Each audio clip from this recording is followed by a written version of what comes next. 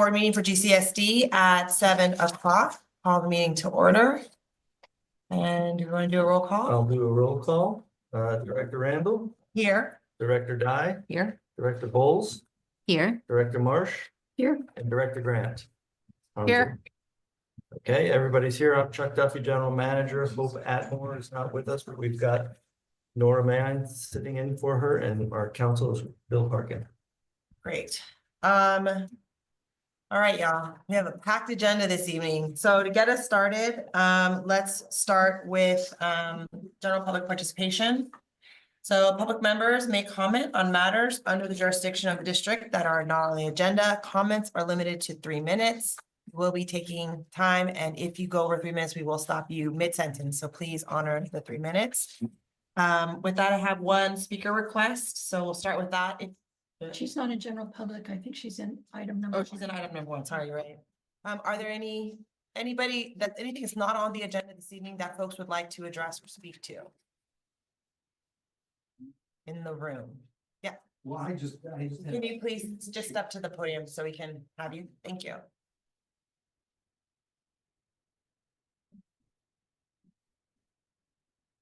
So this is probably mostly my fault for not checking in on the website and things happen. But I've been, I put my name in a number of times to be notified when stuff happens, and I never got any notice of the survey. So I wasn't included in the survey, and I don't know how many other people that may have been the case for. So I mean, I got the notice of this meeting, you know, because I put my name in again. Okay. But sometimes I get things, sometimes I don't. Yeah, well, if you sign up, generally, we'd have to ask Hope this since she's not here tonight, but if you sign up to get the agenda, we always send you the agenda, right? But I don't know if that carries over to Yes. other things. It's So, she sent the survey to all the people that are on the agenda on- list. yeah. Okay. So the survey would probably be one of the biggest ones, because I would imagine you want a pretty accurate accounting of what everyone thinks about what should be happening and stuff like that. I think you guys are approaching it really, really well. I mean, I'm one of the people who's kind of interested in scaling it back. I mean, initially it was going to be like a par course, athletic course. I said, well, that's really cool. Even though I won't probably ever use it. You know, a lot of people in the Marina Green do. And it's kind of expanded from that into like something with like a semi-commercial building that's going to be in front of some of our properties and stuff like that. So it's gotten a little larger than I had anticipated. But anyway, if we can be better on the survey, get the message out for surveys, that would be great. Great, thank you. Thank you. What was your name? Fred Anderson. Fred Anderson. Mhm.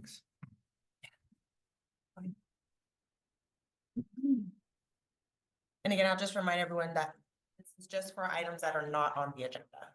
My name is Chris Johnson, resident of Granada, and this is not actually a GCSD issue, but per Fred's comment, loosely related to the proposed Granada Community Park and people that might be opposed to that idea, wanting to scale it back or modify it, whatever. I just want to mention that the Harbor District is considering building a straight out parking lot. I believe it's right next to Picasso, right around here somewhere. A little farther down by Yeah, Spangler's. By Spangler's across the street. Yeah, it's across the street from Spangler's. A flat out parking lot on the east side of Highway 1, the El Granada side. And so if there are folks out there that are, you know, maybe not committed or not sure about whether a community park is a good idea, I would just want to raise that issue to them that, well, you've got a straight up parking lot coming down the pipeline. So also just, I know it's not a GCSD issue and I know it's out of your purview. But I guess as a citizen, I'm just curious if GCSD would ever weigh in or make a comment or send a letter to the Harbor District on behalf of their rate-paying district that includes El Granada about that topic. Thank you.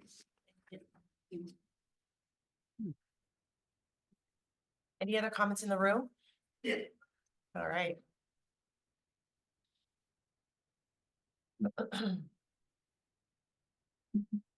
Hello, my name's John Carlo Knott. Been a resident here my whole life. You know, you can't stop progress. Having a path is really a good idea. I think for the dog walkers and all that, but having a dog park in front of my house is ridiculous. Having a wedding venue in a quiet neighborhood is ridiculous. The parking is gonna be ridiculous. Already kick it out. Drug addicts in front of my house. People that are just wandering the streets at night. I don't know who's gonna police them. That's all I have to say about it, okay? But I've been here my whole life, 65 years. My family's been here since the 1930s, 1920s. So that's how I feel about it. Thank And you. I did not get a survey. I don't know, I'm not a computer guy. I tried. Okay, thank you. You know, thank you. Anyone on Zoom that has a public comment that they'd like to make, again, reminder of items that are not on the agenda. Please raise your hand if you're interested. I have one more thing to say, please. Sure. Come back up. May I? Yeah, come back up. I'm sorry. That's fine. I'm not a social guy. You're doing There's great. one thing that bothers me a lot. They got a map. It's backwards. The map is backwards. I commented, I told Barbara Di about it. It's still backwards. They corrected it. The map is facing the southern end, facing Did we north. fix that? I don't It's, probably fix- it's upside down or backward. Who's the engineer here? I'm a We son of a fixed that. topographical We changed engineer. it. It's, We flipped it. you were there yesterday. It's not changed. Yeah. Okay, thank you very much. Thank you. Appreciate it. Okay, any final comments? Oh, I can see Matthew there, hang on. All right, well then, seeing as there are no other comments in the room or online, we will move to the regular meeting agenda. First item on the agenda is the consideration of censure of Director Grant for violation of Board Code of Ethics policy. So as you're all aware, the district became aware of some vandalism and some real estate signs being taken and knocked down and whatnot. And then there was subsequently an article in the Coastside News concerning this, and the person who did this was identified as Director Grant. And as I point out in our agenda memo, we've had multiple emails from people protesting this and saying that she should be removed from the board and whatnot. I circulated another 4 emails that we got today and yesterday on that.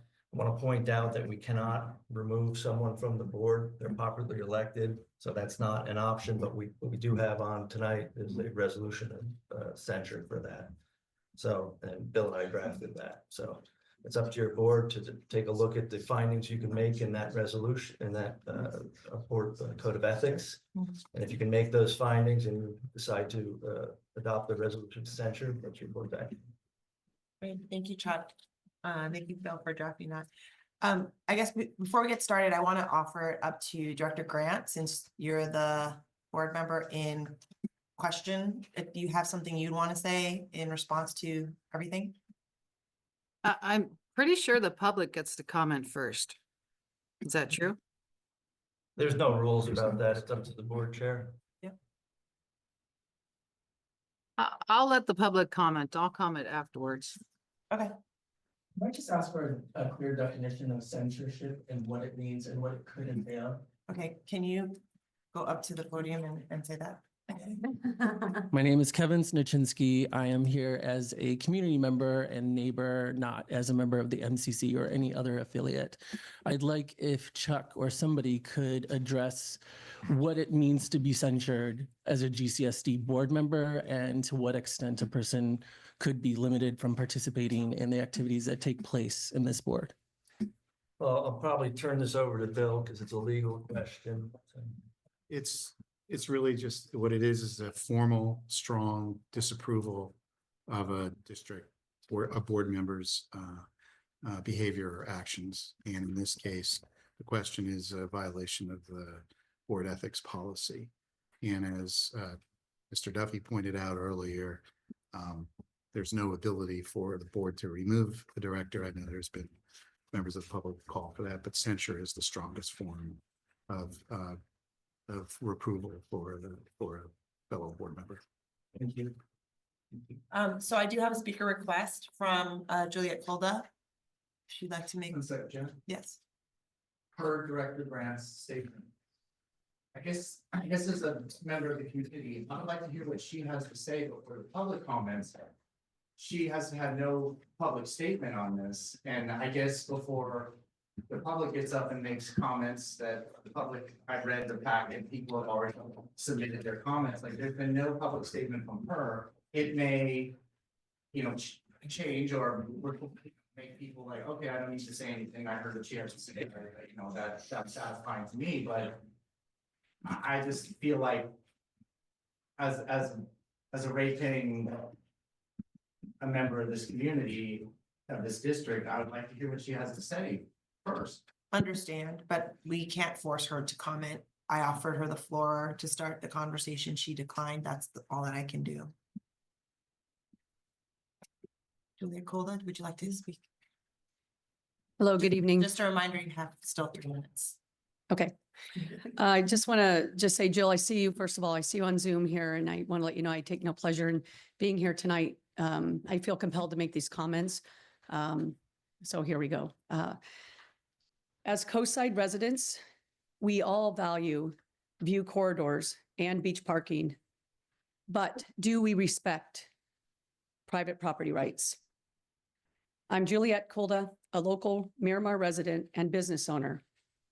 Recently, someone repeatedly vandalized and removed my real estate signs on a client's private property. Even after we moved our signs high in the tree, they disappeared. We discovered the culprit was Jill Grant, an elected official who admitted to the acts, citing anger over a proposed house to be built affecting the view corridor, and I quote, causing loss of really valuable public resource parking. Despite her apology, she showed no remorse, refused reimbursement, and continued removing our flyers even after talking to a deputy 4 days after the video was posted. This disrespect of private property, even after the property owners followed their due process and received building approval from San Mateo County Planning Department, is unacceptable. Jill Grant's disregard for private property rights as my neighborhood's representative at the Granada Community Service District disqualifies her from elected office. The video, released to stop destruction, revealed her official position, which was shocking. Since she has not taken responsibility, resignation or removal is necessary. Thank you. Thank you. Thank you. Next we have Matthew Clark.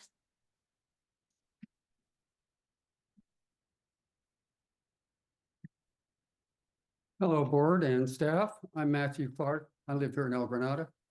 I'm here to encourage the board to censure Director Grant and to personally ask her to resign.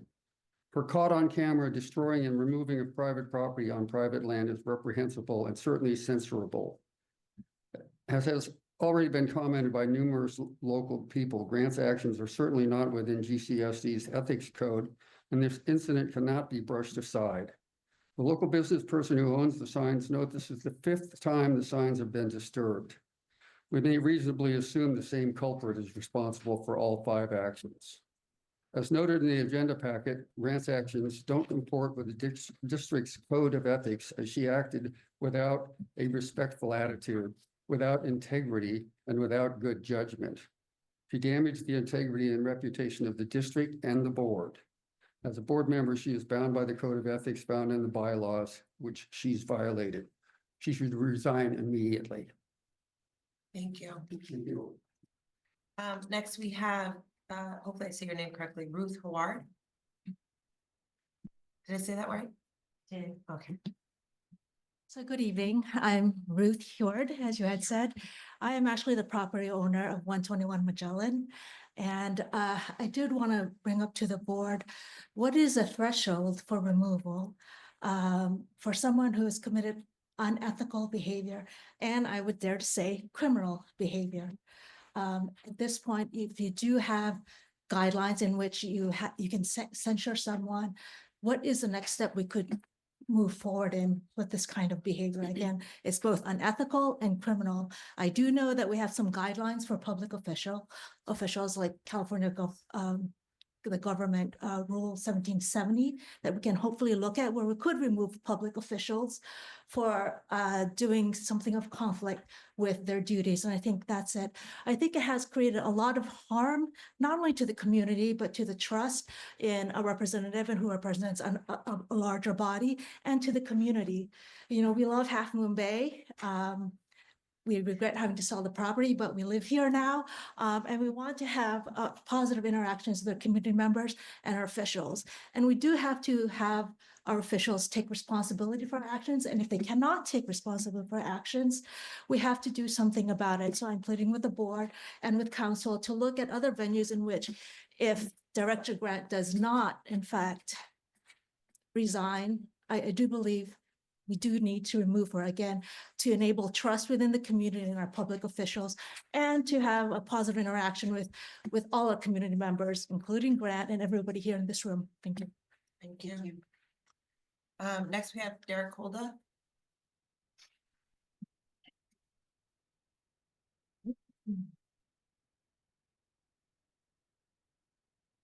Hello, my name is Derek Kulda, and I reside on Medio Avenue in Miramar. And I'm here to address the board regarding the matter of the vandalized signs that were located on Miramar Drive. For the record, I'm the individual who installed some of those signs, which were advertising the property for sale. And I'm deeply concerned by the reports that a member of this very board, Director Grant, is allegedly responsible for repeatedly removing and vandalizing these signs. I'm just trying to stairs, that's why I'm.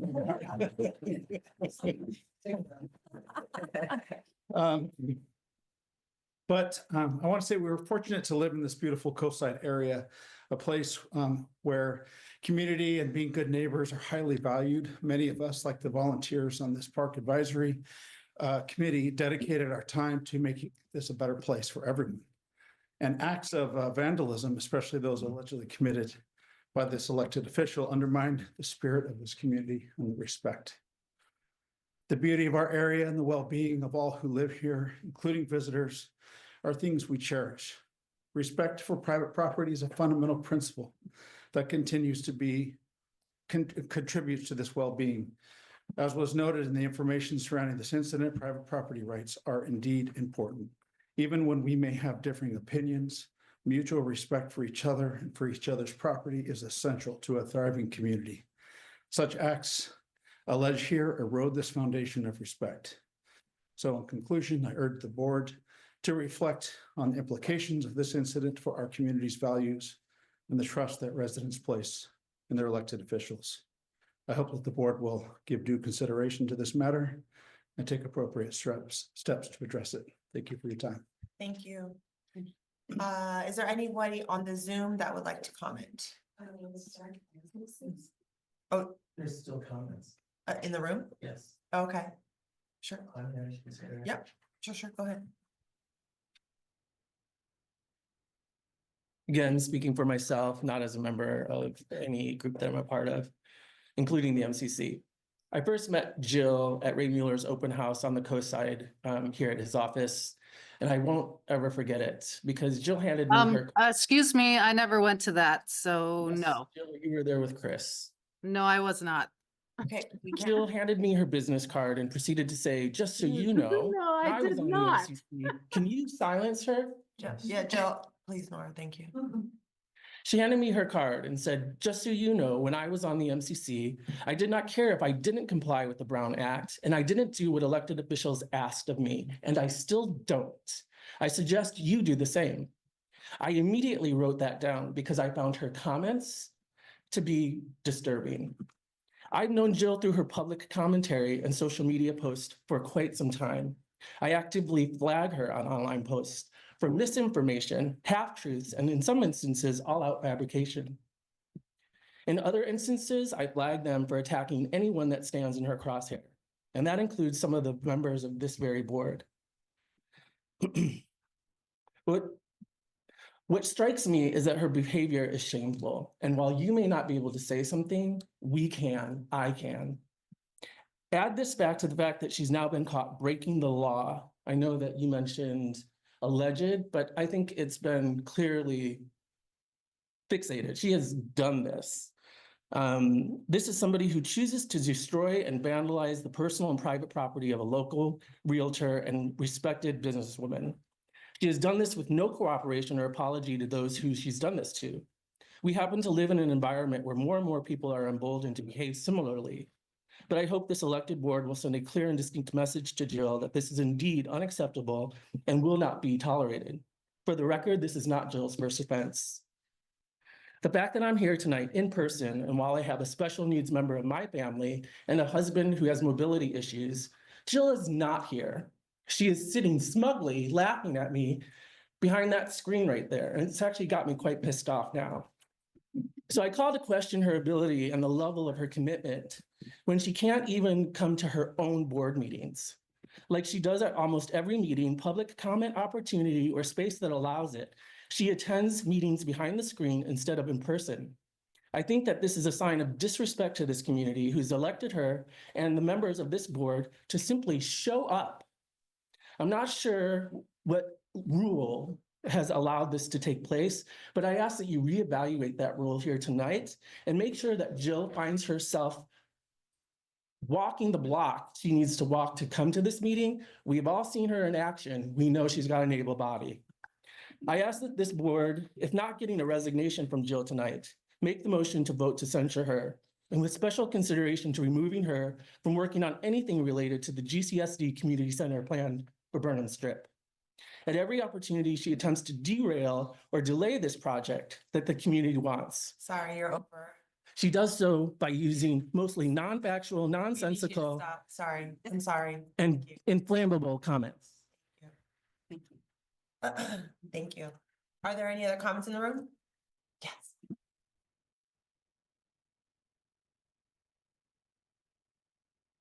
Chris Johnson, El Granada again. I mean, we all make mistakes.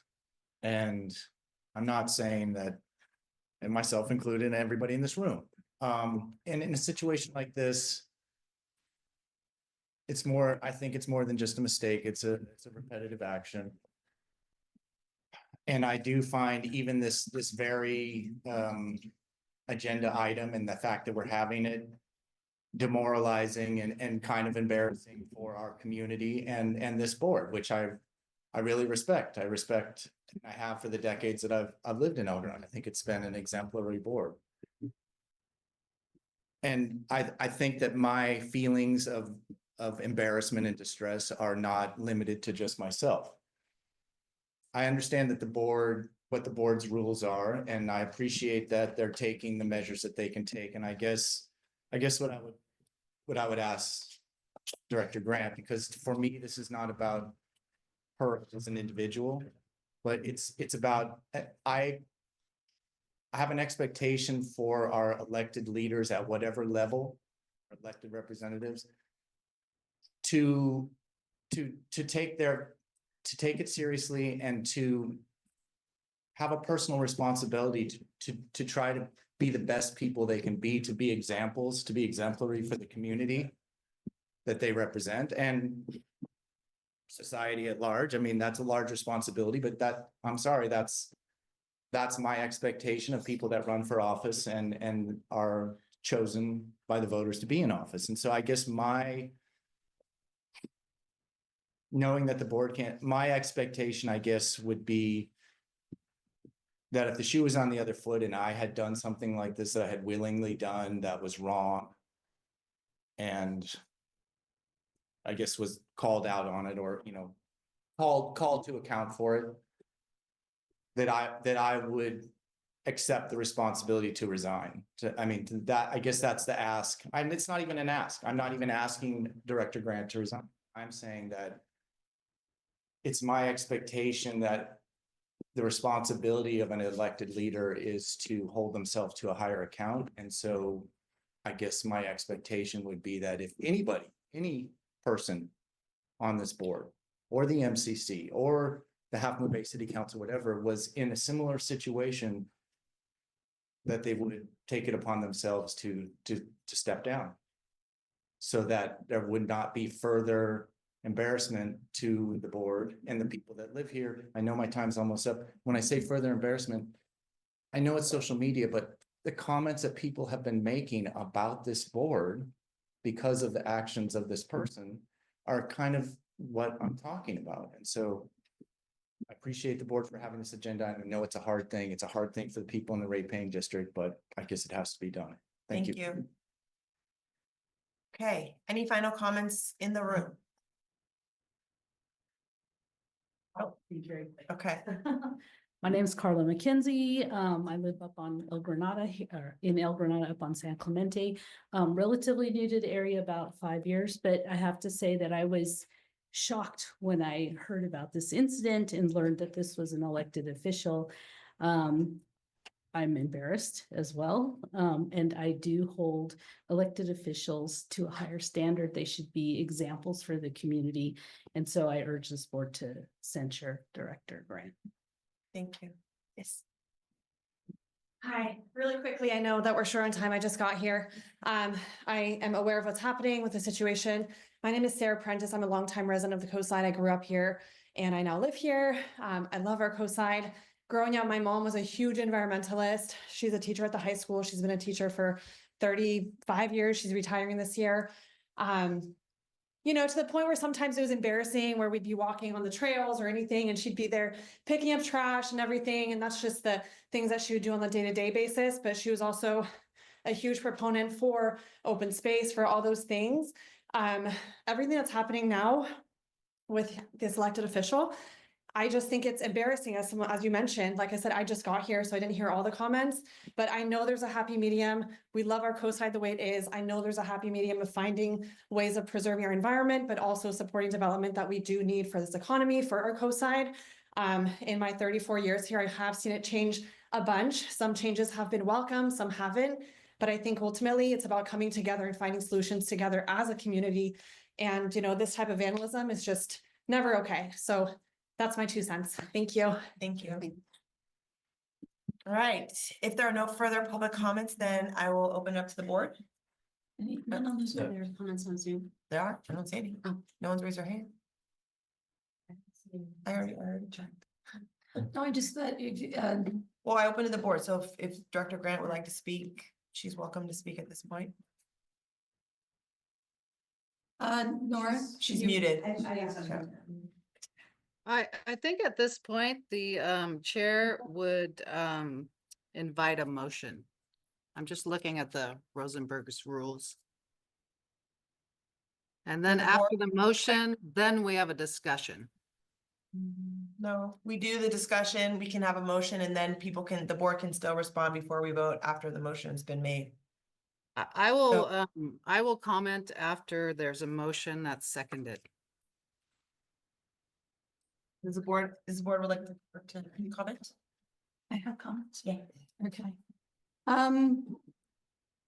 Having through 175 comments online and the 15 comments we've got in this year, I agree that the 5 code of ethics elements that were highlighted in the agenda item memo have been violated. The name of the agency has been publicly linked to illegal and unethical conduct, impacting the reputation of and the public confidence in this agency.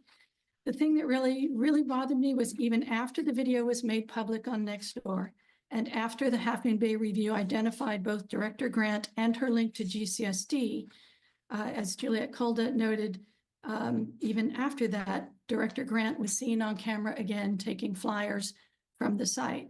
To me, that just showed utter contempt for the impact of her actions on GCSD and its reputation.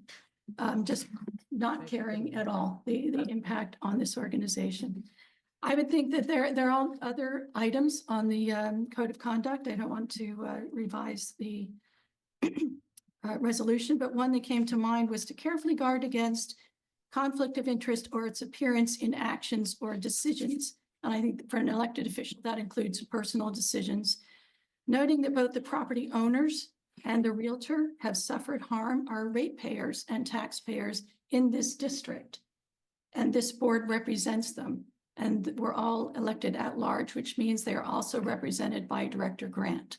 So inflicting direct harm on constituents of this agency just shows also contempt for the ratepayers in this agency. So I would say censure is a serious action which documents the misconduct, could impact the probability of a member's reelection should she choose to run. Given the extreme nature of the documented misconduct, I think censure is absolutely warranted. And further, particularly as regards this parcel, because this board does take action on sewer hookups, sewer variances, waivers, and so on, that Director Grant should recuse herself in the future from any actions that involve this particular property. But given the bias that she's shown, she should consider recusing herself from any action on any property. I can make a motion, but do you want to wait for other comments? I have a comment. Yep. So, as the newest board member, this is my 3rd month. I just recently, I've been trying to get up to speed. I just completed my ethics training over the weekend. And as I was doing so, I just want to read this like short couple of sentences that really stood out to me when I was really taking this seriously, going through the education. And in short, public service ethics is not only about doing the right thing, but also about the public's confidence that indeed the right thing has been done. Public servants must maintain a high standard of ethical conduct that promotes public confidence, and that public officials' actions are motivated solely by the public's interests. So to me, I take that very seriously, as I know everyone else does as well. Thank you.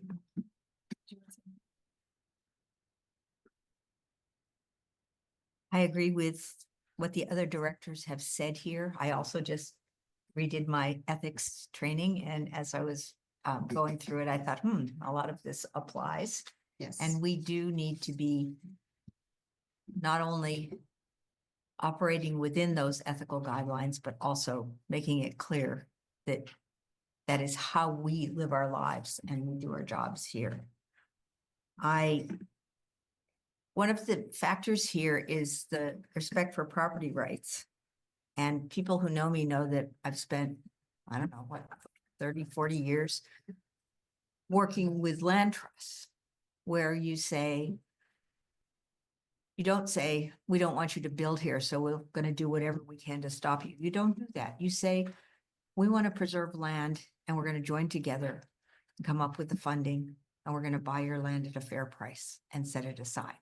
That's the responsible way to protect land. And when you see someone doing this kind of activity, so disrespectful of property rights, it's something that's part of our Constitution. It's something that has been part of this country, and we all balance the competing needs of the community as best we can as we go forward, respecting property rights, also seeing the value to the community of open space and other community benefits. We're in this together. And when you have someone sort of scorning that and having such disrespect for the community norms, I look at the last whereas in the resolution that has been provided to us tonight as a possibility, which is that one of the responsibilities of board members is to actively promote public confidence in GCSD. And I don't think there's a clear one of these whereases that shows that Director Grant has not fulfilled that responsibility that we all have. So I support the resolution as drafted. Thank you. I just want to say quickly myself, obviously, I think that everyone's made some really powerful points that I wholly agree with. I just want to talk a little bit different about something that I think is important when we talk about community and humanity. I think it's a little bit, even in this moment, I find myself just deeply disappointed with how Dr. Grant has just handled herself in refusing to speak and address the issue. Again, leaving it to the community and to this board to sort of hash out and address this issue when it's something that she is centrally involved in. To me, it signals a lack of care, which is, I think, very important to talk about. And as we go through the rest of this night, and the issues that are facing this board and this community. I think I've said this before, it strikes me that we're such a small community and sometimes we show such lack of care for one another in the way that we talk to each other, the way that we address topics and issues, even when we don't agree on them. And I've said to this board this year, as president, like, it's my hope that we would treat each other with respect, even when we don't agree on items, and that we are all one team here volunteering fundamentally in service of this community. And so the fact that Director Grant hasn't felt responsible to us to at least talk to us about what has happened and her perspective, and is waiting effectively for us to take action against her so that she can make a statement, says a lot to me. And to be honest, I'm disappointed by the actions. So with that, I'll offer if someone would like to make a movement. I would like to move to approve the resolution of censure for board member Jill Grant. And if that motion is seconded and if there's an affirmative vote, I would like to request the full resolution is read out for the benefit of the public in attendance, because it wasn't in the agenda pack. And so I think it should be read out for the record. Seconded. Second. Director Grant, would you like to say something then? Did you Yes, second it? I would love to. Okay. I'll start with the facts. Sorry. Ugh. Can you hear me? Volume up. Just would like to turn the volume up a bit. I don't know who's Okay. in charge. Yeah, let me know. I'll keep talking and then you can tell me when I'm loud enough. Go ahead. Okay. All right, so agenda item 1. This is a property located at 121 Magellan Avenue. This property was reported to the county for violation of a condition of approval for clearing and grubbing the entire property, including all ground vegetation, native shrubs, small trees, within a protected riparian corridor and within the stream channel that receives water flowing along the riparian corridor from El Granada and Miramar through the open space of our San Mateo County Park, Murata Surf East, and underneath the pedestrian bridge of the newest segment of the recreational trail to travel under Highway 1, and back through the riparian corridor of Murata Surf West open space, through 121 Magellan Avenue to empty out to the Pacific Ocean approximately 200 feet downstream. This property can be viewed on Zillow.com, which states this 12,000 square foot lot backs up to open space, coastal bluffs, white sand beaches overlooking Half Moon Bay, and has a purchase price that includes building plans for a 2-story, 3,200 square foot, 4-bedroom home with a detached 640 square foot ADU. You can also see photographs on Zillow.com. One photo shows off the LCP protected view corridor, and it was taken after the violation occurred. And with no riparian corridor, you can distinctly view the Pacific Ocean, Mavericks, and the radar dome on the bluffs. What you won't see on Zillow is the protected riparian corridor, which was mowed to the ground, or the deeply incised creek that flows less than 200 feet to our public resource, Miramar Beach, and the Pacific Ocean. You won't see any information that this is the last property on Magellan Avenue that has been historically and currently used for free public parking spaces for the public to enjoy Miramar Beach and the Pacific Ocean, to swim, sunbathe, fish, surf, walk their dogs, picnic, or play with their children. Unfortunately, this project slipped through the cracks, was approved by the Planning Commission in 2024, has received the CDP without consideration of the view corridor, without consideration of public access to protected resources. This project never came before the MCC, and it should have, because these environmental constraints for building a residential home are actually assets for our community. We need to preserve properties that with view corridors, creeks, riparian corridors. We need to ensure public access to public resources. San Mateo County has a nice summary of the area and a description of how they saved the adjoining properties, Murata Surf East and West from residential and commercial development. You can go on smcgov.org. They purchased the properties using a California Coastal Commission Conservancy grant and funds raised through the San Mateo County Parks Foundation. 121 Magellan Avenue is a valuable property that should be preserved for the public. This large gathering tonight is proof of the power a community can wield if properly motivated. Wouldn't it be great if we took all of this high-intensity energy and focused it on convincing Post or Midpen or Coastside Land Trust or San Mateo County Parks and our Board of Supervisors, Ray Mueller, that the property at 121 Magellan Avenue should be preserved for the community? Once purchased, this would expand Murata West. It would preserve the view corridor for public enjoyment. It would protect the existing stream.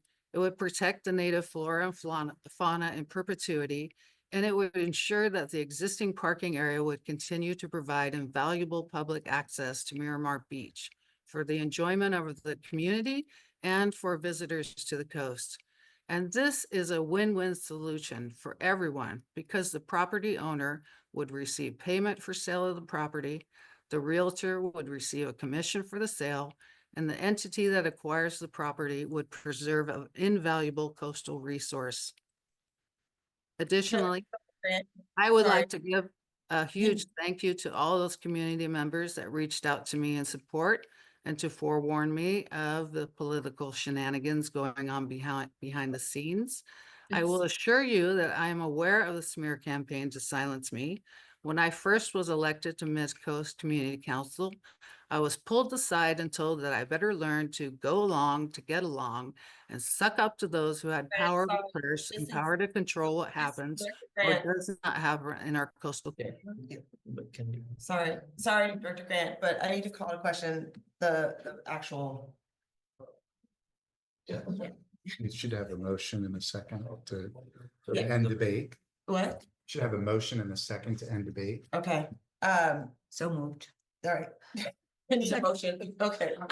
I just would ask. Oh, sorry, I'm sorry, it's not. So the Or the defendants, I mean, these were irrelevant facts to this situation. These are Right. not facts. Right. Yeah, I actually, I would like to say something before we vote. Can I say Let something? me, yeah, okay. I know that just happened, but can I just? I just want to clarify. Yes. So the motion was to end debate by Yeah, Barbara, yeah. seconded by. I just want to say that Director Grant did not actually address anything that has been presented by this agenda item. Instead, like use the platform to make a statement about a property and a movement that is not actually in front of this board. So with that, I feel like it's important we just proceed to voting. It's been moved, it's been seconded. So can we please just vote? So this is to end debate, this vote. End debate. Call the Yeah, question. end debate. So, okay, so Director Randall, Yes. Director Dye, Yes. Director Bowles, Yes. Director Marsh, Yes. and Director Grant. Can you unmute her? She's gonna say no. She's muted. We're getting- She's doing it. Director Grant? I'll abstain. Okay. So 4-0-1, Director Grant abstaining, motion passes.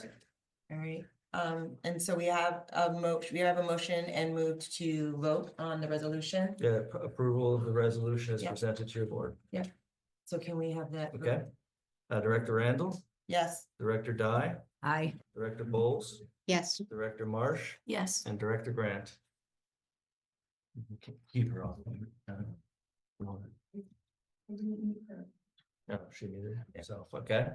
Director Grant, Oh, what is the last motion that we're voting on? to approve the resolution of censure as presented to the board. Oh, no. Okay, motion passes 4-1, Director Grant opposed. Okay, so per the motion made, I will read resolution 2025-02, a resolution of the Board of Directors of the Granada Community Service District centering board member Jill Grant. Whereas the Board of Directors of the Granada Community Service District has previously adopted a board code of ethics policy regarding its members to act with professionalism, integrity, and ethics to uphold the reputation and public confidence in the district. And whereas the district is committed to the highest standards of conduct by among elected and appointed officials in the performance of their duties. And whereas board member Jill Grant has been found to have failed to meet the standards set forth in these policies and principles, which include acting in a professional and business-like manner and maintaining a respectful attitude towards members of the public, staff, and other directors. supporting the integrity and reputation of the district, using good judgment based on high ethical principles, refraining from any illegal, dishonest, unethical conduct, actively promoting public confidence in GCSD. Whereas public service is a public trust, requiring that the Constitution, the laws, and ethical principles be placed above private gain. And whereas the Board of Conduct of Ethics Policy provides that any board member found to be in violation of this code may be subject to censure by the district board. And whereas the conduct of board member Jill Grant has been determined to be inconsistent with these exceptions and detrimental to the mission and reputation of the district. And now therefore be it resolved by the Board of Directors of the Granada Community Service District as follows. The board hereby formally censures board member Jill Grant for failing to adhere to the expected standards of conduct, professionalism, and ethical behavior as outlined above. The board emphasizes its commitment to upholding the integrity, reputation, and trust of the district and its operations by holding its board members accountable to the highest ethical and professional standards. The above and foregoing resolution was adopted at the regular meeting of the Board of Directors of the Granada Community Service District held on March 20th, 2025 by the following vote of 4-1, Director Grant voting no. That's it. Thank you.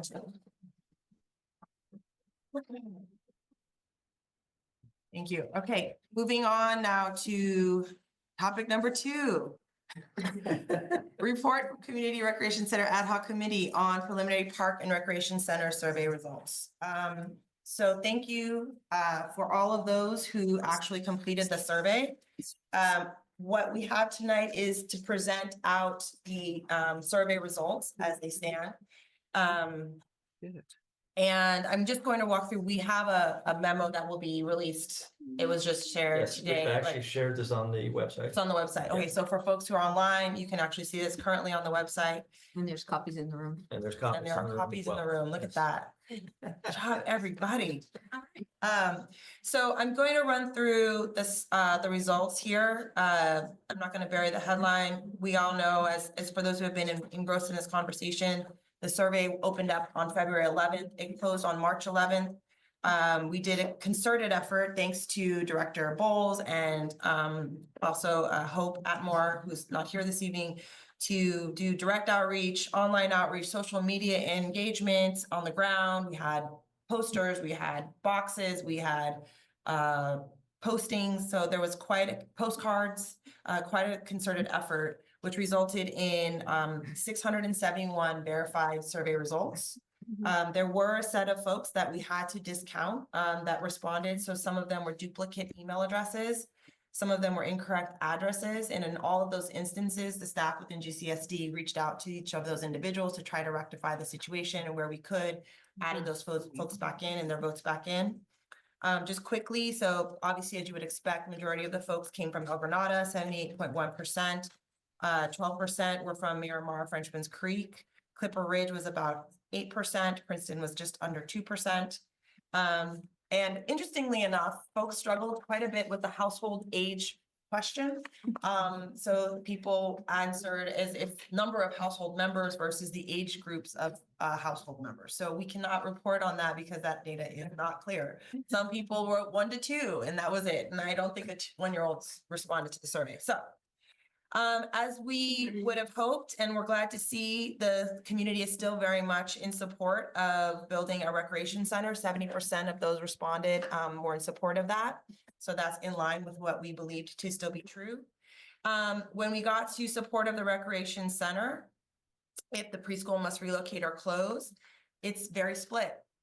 43.1% said yes, and 41.6% said no, and 15.4% said they were unsure.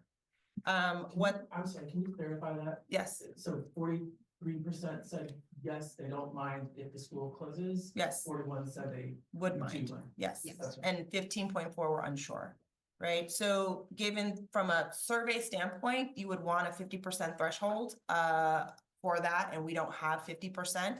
Not to mention that there's is there someone in the hallway talking? Can you close the door? Not to mention that there's an unsure, significant number of unsure, about 15.4%. So that is something to note, and we'll talk about that as it relates to our recommendations going forward. Overwhelmingly, there was a lot of community support for a preference of a phased approach. So we talked about this in the last meeting, park first, pause rec center, extend preschool license, or excuse me, lease. 70.9% of the community was in support of that. So that was a great sign. And what else? Data perspective, I think generally like we had open-ended, select as many sort of answers as you wanted for the last couple of questions. And so generally the concerns from the community that were in opposition to the rec center were around loss of the preschool. That was a primary concern. Questions around financial implications for the community or just lack of interest were sort of the top 3 areas. And then things that folks wanted to see in the rec center, like meeting event spaces, fitness or wellness classes, after-school programs, and early childhood development programs. So with that being said, the ad hoc committee is making a couple of recommendations to the board around how we might proceed. So given that 70% of respondents supported the recreation center, over 55% are either against or not entirely comfortable, unsure with the preschool relocation.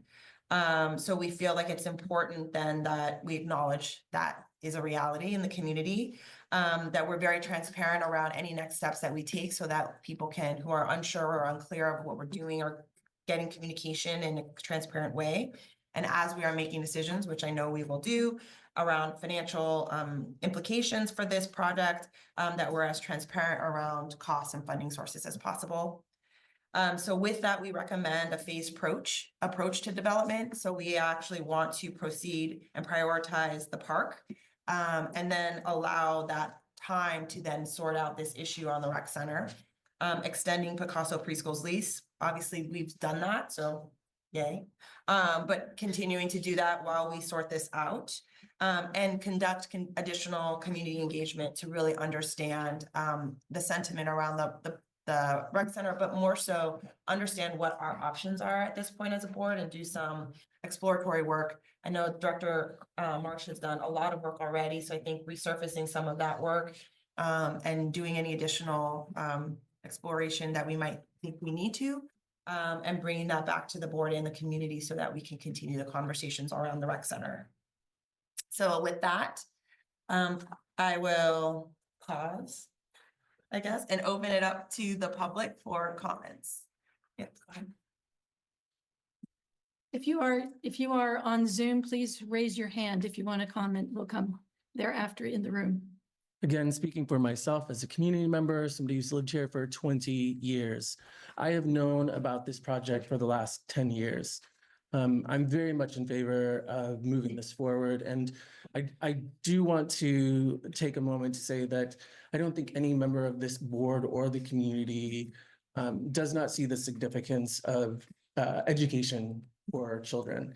But what I want to say is that I have now reached out to Mrs. Picasso 3 times, and something that I don't know if it's been said, that she posted, that she has declared herself, is that she has tried to work with Picasso School's current tenant to find her not 1, but 3 potential buyers who committed to making sure that that school stood and stayed in place. She refused to work with those individuals. So if we are going to be transparent, as you say you're going to be, I think it is important to share that information. There is a absolute known factor here, and that is that Candace, the tenant at Picasso School, has not budged, has not moved forward in good faith. There are people on this board who have shown her spaces for the school to possibly relocate to. And I think that it is a huge disservice to this community to not inform them that those steps have been taken by this very responsible and very concerned partial board that is here tonight. And I have to leave early. I am recently feeling unwell. Thank you very much. Thank you. Thank you. Okay. Together. Okay. I was like, in the room, is there anyone else who would like to speak before I turn it to Zoom? Okay, looks like we have a couple of hands raised on Zoom. Oh, sorry, go on, I'm sorry. Hello, my name is Eugene Molesky. I'm just a member of community. First time here. Very nice meeting you have. Just wanted to share that I wasn't able to participate in the survey. Somehow we only saw someone posted on the playground. So I think that's something that can be improved in future so that more community has a chance to give feedback. Good, thank you. Yeah, and I want to say that I'm in favor of keeping school open, whatever the options are. I have a 1-year son who wants to live here, who wants to grow up and have a school to go without going elsewhere. Thank you. Thank you. Yes, go ahead. I'm not sure if We need you to go to the Hi. mic. I'm not sure if this is appropriate for this section or something else, but my comments are about this survey, sure, but about the comments I made on the survey, would that be best for something else or here? This is a survey conversation, so Okay. yeah, feel free. Hi, Alyssa Tig. I live in El Granada. I was raised here. And my parents have lived here for 40+ years. And I'm representing them too. We are all avid walkers, so we can walk here, and I walk across this strip like many times a week. I looked at my phone, I have 200 photos marked just inside of the strip. So I am very aware of it. When I look at this, I have to tell you, I'm not that excited, and it's not because it's not cool. Someone else is probably like so excited, but I like watching the heron hunt and just tall glowing grass and like no people and a little trail to walk through. So we're past that, and I understand something is being built. So for me, what's important is respect and feeling just respected. And I think attempting to work with the idea of the phases with the preschool, that sounds like that is what's happening. For me, it's things like the first time I saw this rendering, I was like, where's the cars? Like, where are they parking? That makes me feel very nervous. The lack of parking, if you were here at the beginning of the pandemic, when it was a free-for-all, when people are not told, this is the lot that you park in, it is a bad scene here. There was garbage everywhere. People were defecating in people's yards, like wandering into their yards, stealing things. It just kind of, it feels disrespectful, I think, to the community not to say, we understand there's a bunch of parking here. We know we're removing it. We are planning this very specific designated parking. That's the plan, stuff like that. And I hear it with the preschool, you're really trying to do that. So for me, as someone who's not particularly interested in anything I see here, no offense, it's just, I don't need any of it. I just would like to know that we're being respected with everything, like, not like we'll figure it out later, or people will figure out how to park, but we've thought about this deeply, and this is what's gonna happen. This is where we're going to designate and direct people to do this. This is the plan. So I work in creative stuff, and every time it's been we'll figure that out later. It always means like you get burdened with something kind of, and I don't want the community feeling like, at the end of this, I still want to walk through it and not feel like I hate this place. I want to think like, I don't really use it, but I don't hate it. Like, I want to feel like, you guys know. Thank you. Absolutely. Parking in garbage is covered. So it's everything else where they. Chuck, are you? Okay. Are there other comments in the room? Yeah, I was trapped in my house for 2 weeks when that hit, because of double parking. Sorry, we asked people to either come to the mic if they're gonna do it, or. That's fine. Thank you. Okay. On the Zoom then, can you, Nora, I can't read that far away. I can't see who the first person is. Hi there. Nora, you're gonna have to say, Adam. you're gonna have to call people off of mute, like, yeah. My screen is labeled as Adam. I'm sitting here with my husband who's off to the side. And my name is Johanna. We're El Granada residents. We live about a block east of the post office. I walk daily past the proposed development site. And one of my concerns is that I think the survey didn't necessarily cover the issues that would affect that would affect me directly. So, for example, the survey listed whether people were interested in the park and in the recreation center, but it didn't specifically ask if they were willing to give up the parking. So I'm coming back to the parking issue. As I've done my daily walks, I've been counting the number of vehicles parked along Cabrillo Highway and then also in the surfers lot and along Obispo. And typically on a winter day, I've observed something like 5 to 30 cars at any given instance. But on a summer day, I've observed as many as 150 vehicles parked. And what I'm envisioning is that if that number cannot be accommodated in the lot, that people will be parking in front of my residence. And I think that that has two consequences. Like, one is it'll make life a little more difficult for the folks that are just trying to get in and out of their homes. And two is, well, it's not necessarily the responsibility of like the city of El Granada to service the Princeton Jetty / Surfers Beach area. It's an incredibly unique resource in Northern California. It's, in my opinion, one of the safest beaches to swim and surf at due to the jetty blocking the northern swell. So we don't get the dangerous like riptides and undertow that's typical in, like, let's say Pacific up here. And so I just fear that we're taking something that's utilized to an incredible extent and is basically a free natural resource in our community right now. I mean, hundreds of people sometimes visit this beach knowing this, and replacing with something that is costly. I don't know what the financial impacts are yet, but I know there's a plan to get there, and services far fewer people. So I think there's aspects of the plan that could be really valuable, like the pedestrian protection. For example, I'm always nervous walking across Obispo and Alhambra Avenue. There's a lot of traffic there. It's fast. There's no crosswalk bars at this point. It could use improvement. So I really like that aspect of it. But I think that just, generally, when seeking the input of the community, I think it kind of missed on some of the things that will be impactful. Great, thank you. That was just 3 minutes, so I'll stop you there. Thank you very much. Just not to negate your comments at all, thank you for giving them.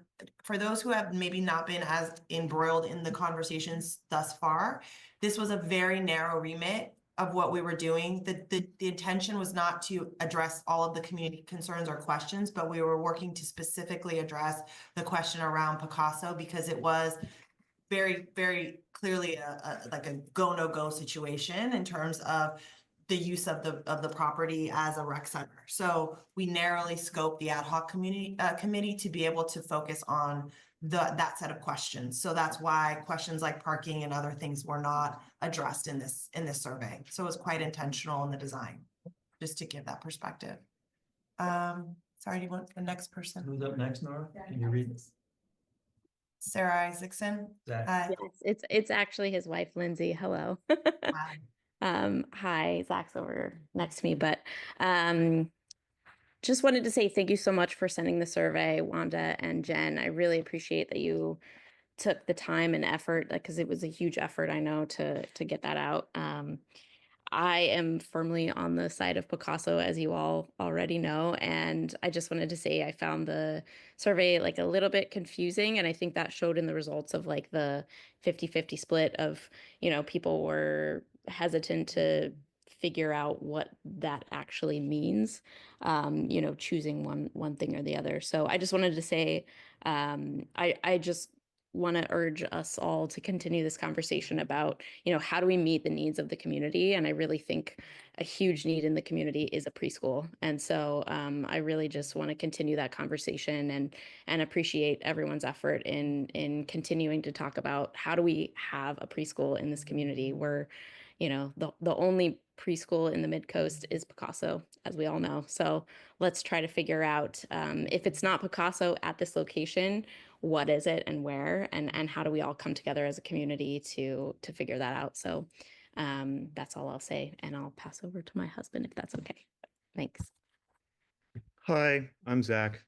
I'm actually really disappointed in the first comments that were made by the Mid-Coast Council representative, who kind of said a relatively controversial statement and then apparently didn't have the time to hang out for the rest of the discussion. As someone who has read Will Plaxico's post and seen some of the research that Candace has done on the amount of locations, who's contacted Ray Mueller's office about those potential options, they're not really options, people. The reason we want Picasso is because it's in El Granada.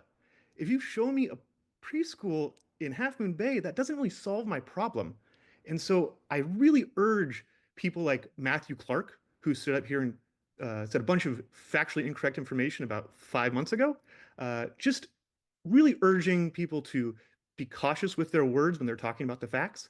And I do actually agree with that first commenter's suggestion that we do make this public and show how much effort actually Picasso and the team has done to look for other options before we smear them. Thank you. Thank you.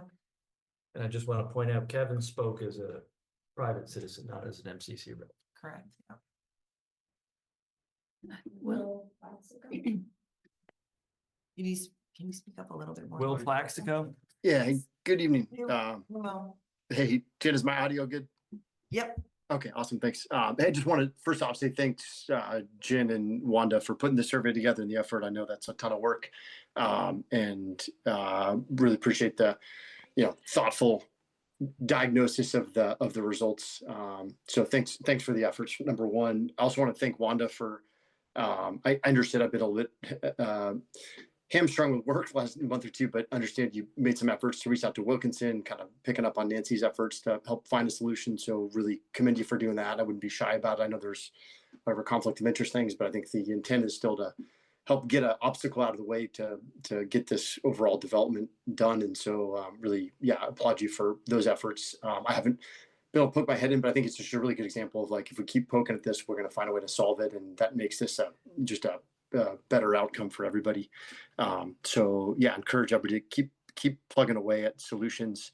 And maybe it takes a couple of us some new efforts, since I know others have made some efforts already to actually get it over the finish line to solve it and bring this new resource to the community. Thanks Wanda and Jen. On that same note, I wanted to bring up the Wilkinson option. I don't know a whole lot about it yet, but it seems really encouraging as one possibility. I wanted to encourage, I talked to Ray Mueller's office. I think Jen had really started the conversation a year ago, and I know there's been back and forth, but they had proposed like a sit down, which is GCSD and maybe some other parties. And at some point, Ray had talked about other things he was talking to the county executive day to day about. And so I just want to raise that as an opportunity to like go have a sit down at their office and like, what are all the other things that people are working on? And see what's the kind of most promising. Probably is Wilkinson, but if we can put some more resources to the most promising and some collective efforts and coordinate it. And I don't think GCSD should be shy about, or frankly, say there's no responsibility to help participate too. But I think, everybody's got time and a little bit of time and interest to see this hurdle get solved. In sum, I would just want to be in touch with the board members on that, and want to encourage you to maybe help tee that up, or I'd be happy to help tee it up as well. If you're not already having some conversations with his office, or, follow-ups with Wilkinson, that kind of thing. That's it. And thanks again. Really applaud the efforts, Jen and Wanda, for this, and understand you're trying to help solve this and make it a more positive outcome for everybody. Thanks. Thank you. Candace?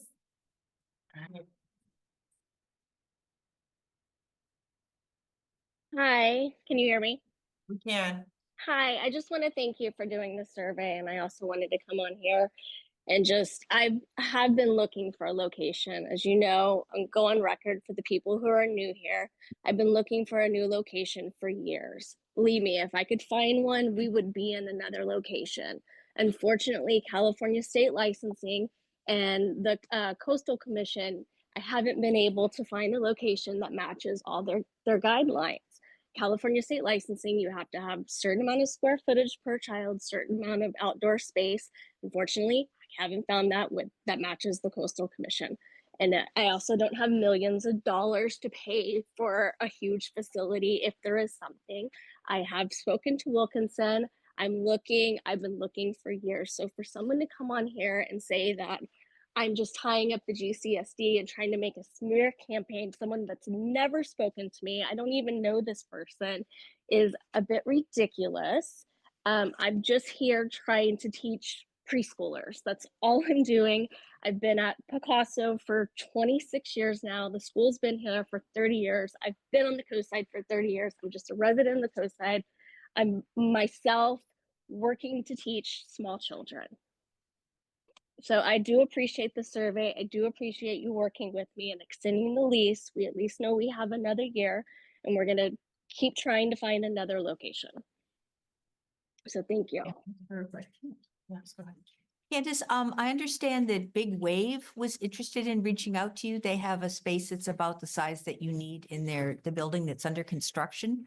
But I mean, I didn't get in the middle of this. I just provided information to them to reach out to you, but I understand that you haven't gotten back to them. Yes, she did email me this week. At the beginning, I have not been able, had gotten a chance to get back to her. Have had teachers out this week, so I've been in the classroom all week, but I'm in the office tomorrow, so I am emailing her back tomorrow. That'd be great. I mean, because Thank you. like it could be a No, very good definitely. Yes. And I researched all about that. So yes, that's my list to do, first thing to do tomorrow. Great. With that, Okay. are there any other public comments before we go to the board? Oh, I see someone raising their hand. No, No, not Jill. There's someone in a hat. DJ Anderson. Yeah. Can you come off mute? Yep, sorry. Thank you. I just want to go on record. I appreciate the efforts of the folks on the district or on the GCSD. I remain and I feel a lot of compassion for all the work that's gone into this. I remain vehemently opposed to this development. And I want to go on record saying that everyone I've run into, all my neighbors are all against it. I've been a El Granada resident for 18 years. So I'm shocked that there's only 19 people on here. We don't need this. We don't need the traffic. If this is built, it's not built for the members of El Granada. It's built for people coming from other parts of over the hill. We have basketball, we have parking. We do not need this. And I believe that the money that would be spent on this should be spent elsewhere. We have an eroding coast here that is not being attended to. And I know I've said this before, and what I've heard is that that's someone else. And as a taxpayer, it's the job of the people elected into these positions to figure that out, just like you're putting it on Candace to figure out somewhere else to put Picasso. So like that's my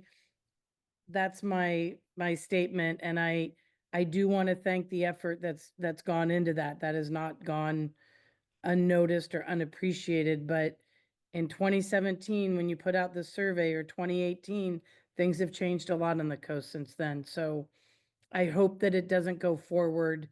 I think it will be very detrimental to our community. And I'm sorry to say that to the people that have done a lot of work, but I that's how I feel.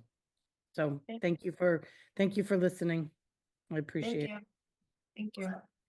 Any other comments? Any other public comments? All right, seeing that there are none, then board members. Dr. Grant has her hand up. Dr. Grant has her hand up. Go ahead, Director. Get up and roll that so it faces you all. Thanks. Okay. It's really hard to see. Go ahead, Director Grant. I'm I actually have a question and maybe Candace can answer this. And first of all, Candace, thank you very much because, you know, my daughter was a graduate of your school and a lot of her friends, and you really made them great people. So thank you. I'm questioning if you move to a new location, do you have to go through the process of CEQA? Because I know if you stay in your location, you're grandfathered in, but if you move, do you have to go through CEQA? Yeah, Yeah, and this isn't I a don't think, yeah, survey, we this is can't, under. yeah, we can't actually do what you're doing, Dr. Grant. What do you I- mean, do what I do? A survey. Yeah, The- we're the talking, we're topic- talking about the survey. Oh, So- okay, sorry. I just was curious. I'll take it Yeah. back. Thank you. Yes. I just want to say, well, there's still some of those folks on here. I think as Will has pointed out to us, we have an issue on the coast with preschool capacity in general. We have a focused challenge with Picasso, and Candace, I will reinforce that you have, I think, looked at every property that I have sent you. I watched them on Zillow. It's a really challenge to find a space that you can lease. That's why I think the big wave opportunity, which is very close by, sounded exciting. They have, about as much space as you have now, and they have a lot of land. And they're just building now. So maybe an early conversation with them, with the time, the 18 months or so that we have to play with, could be a really fruitful conversation. One of the things that I learned looking at the census is, I'll go back to the survey. Thank you. I just want to stick to it while Will is on. Will, the property on Avenue Cabri on the highway just south of Venice Beach is on the market again. I let Dr. Ray Mueller know about it yesterday. I know Candace isn't in a position to buy something and renovate it, but if we're looking at capacity on the coast in general, which can certainly help all the parents on the coast, what I'm pressing Supervisor Mueller on is whether the county, this year or next, could have the wherewithal to buy something and renovate it and then lease it. When I talked to him about a commercial property I was aware of, that was sort of the plan, that they would organize it, but then lease it. So I wouldn't pass up any opportunity. I know that Candace has not passed up any opportunity to look at things. On the survey, the survey lists are, we've done it 4 different ways now to come up with mailing lists for the survey, using property tax, using recology. I forget what the third one was. It might have been property tax again. This time I believe Hope paid somebody to map our district. No, it's a company. A company, You buy it. yes. It was like a man in a corner, with a French coat on. Paid It was a company that yeah. creates mailing lists. Yeah. And we did mail stuff out to 2,000 people. I was not on the mailing list. So it seems to always miss somebody on the board.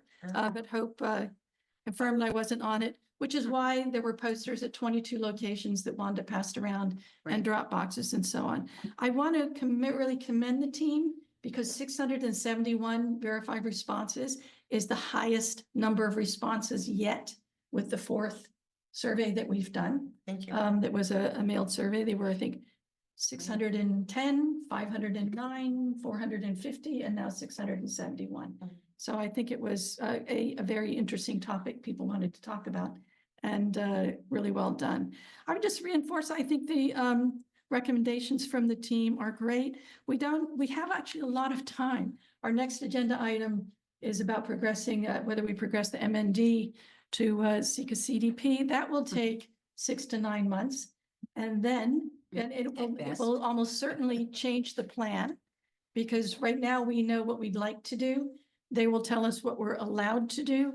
And then there will be some. Can we wait on NMD? Because this creates a little bit of confusion because we need to first talk about what it is. Yes. Because it sounds like we're developing something. So I just want to keep the agenda separate. I want to go by my notes as they are. So my point is, this is not something we have to make a decision on now. We bought time with extending the lease, and Candace's attorney noted that they were in discussions with maybe potential buyers. We'll wait and see where that goes and if that's an interesting thing.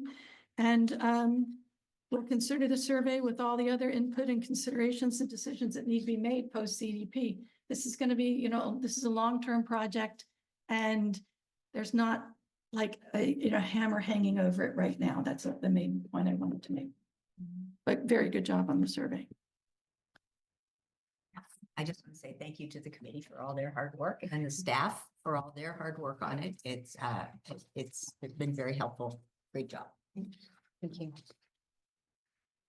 I would like to offer, as an agenda item for the next meeting, to just have a plan on a sort of a second ad hoc committee. I'd like to sort of begin to research a little bit more some of these things and continue to talk to the community about truly what the options are, bring back some of the conversations that we had now 2 years ago, I guess, around 2 to 3 the years research you've done and just, just so that we're continually having conversations and as more of the community becomes involved in this conversation and aware of it, that they're understanding like some of the decisions that have been made, some of the limitations and constraints that we, have found to be true, and understand truly what our options are. So if the board is okay with that, I'll add that as an agenda item for next month. Yeah. Yeah. These things take so long that people always say they never heard of it. All right, any other board comments? Okay, there's no action to be taken on this item, so we can move on to our next agenda item, which is resolution adopting the mitigated negative declaration and mitigation monitoring and reporting programs, a lot of words, and approving plan for the Granada Community Park and Recreation Center. Direct staff to apply for a coastal development permit. Okay, this is the second time your board has seen this, obviously. We first saw it in October, and at the time we took a lot of input from the public and whatnot, and your board decided to delay it till certainly after the election. And then Jen and a couple other people wanted to get more information based on that survey we just discussed at length.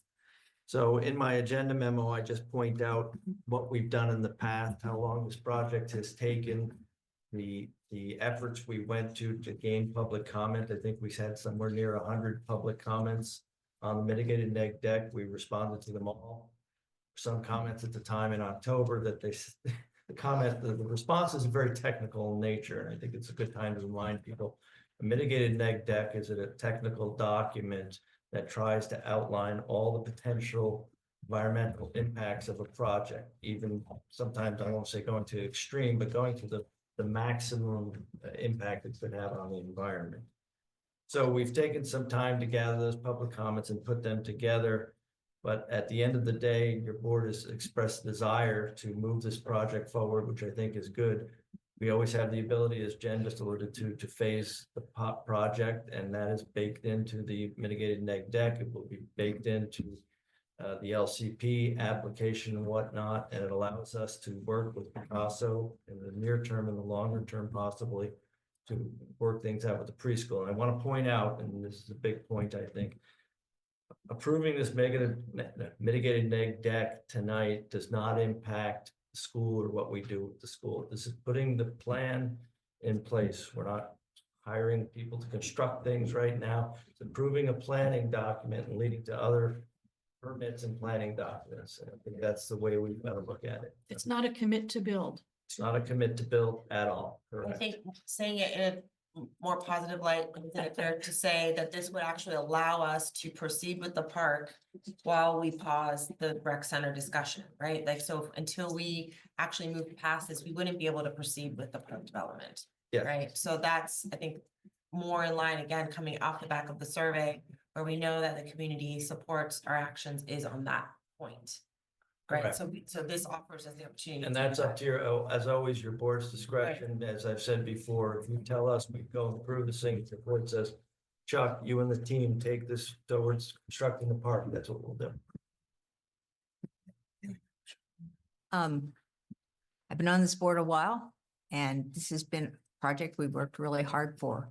I want to make it clear, just one more time, restate what Chuck just said, which is that tonight we're approving the mitigated negative declaration, which means An independent consulting company took the proposed project and said, well, what's the maximum that could happen on this property? They looked at the worst case scenario so that when the time comes, they say, they can't criticize the environmental review for saying it didn't look at every possible outcome.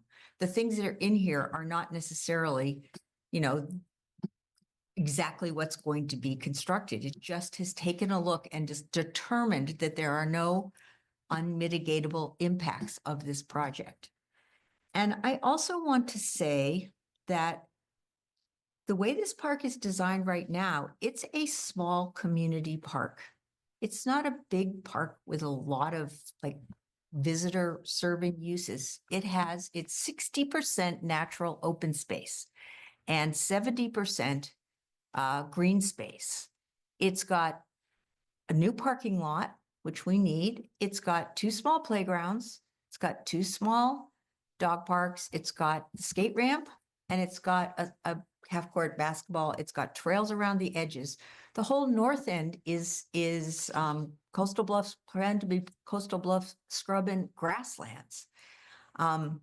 I think it's been built up partly because the MND has to analyze like everything that could happen.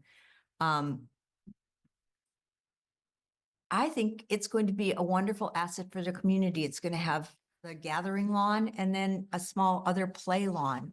I was at Dolores Park not too long ago with my grandkids, and people were sitting on the lawn and having a nice day. There's a lot of other places around here that are attractive to visitors.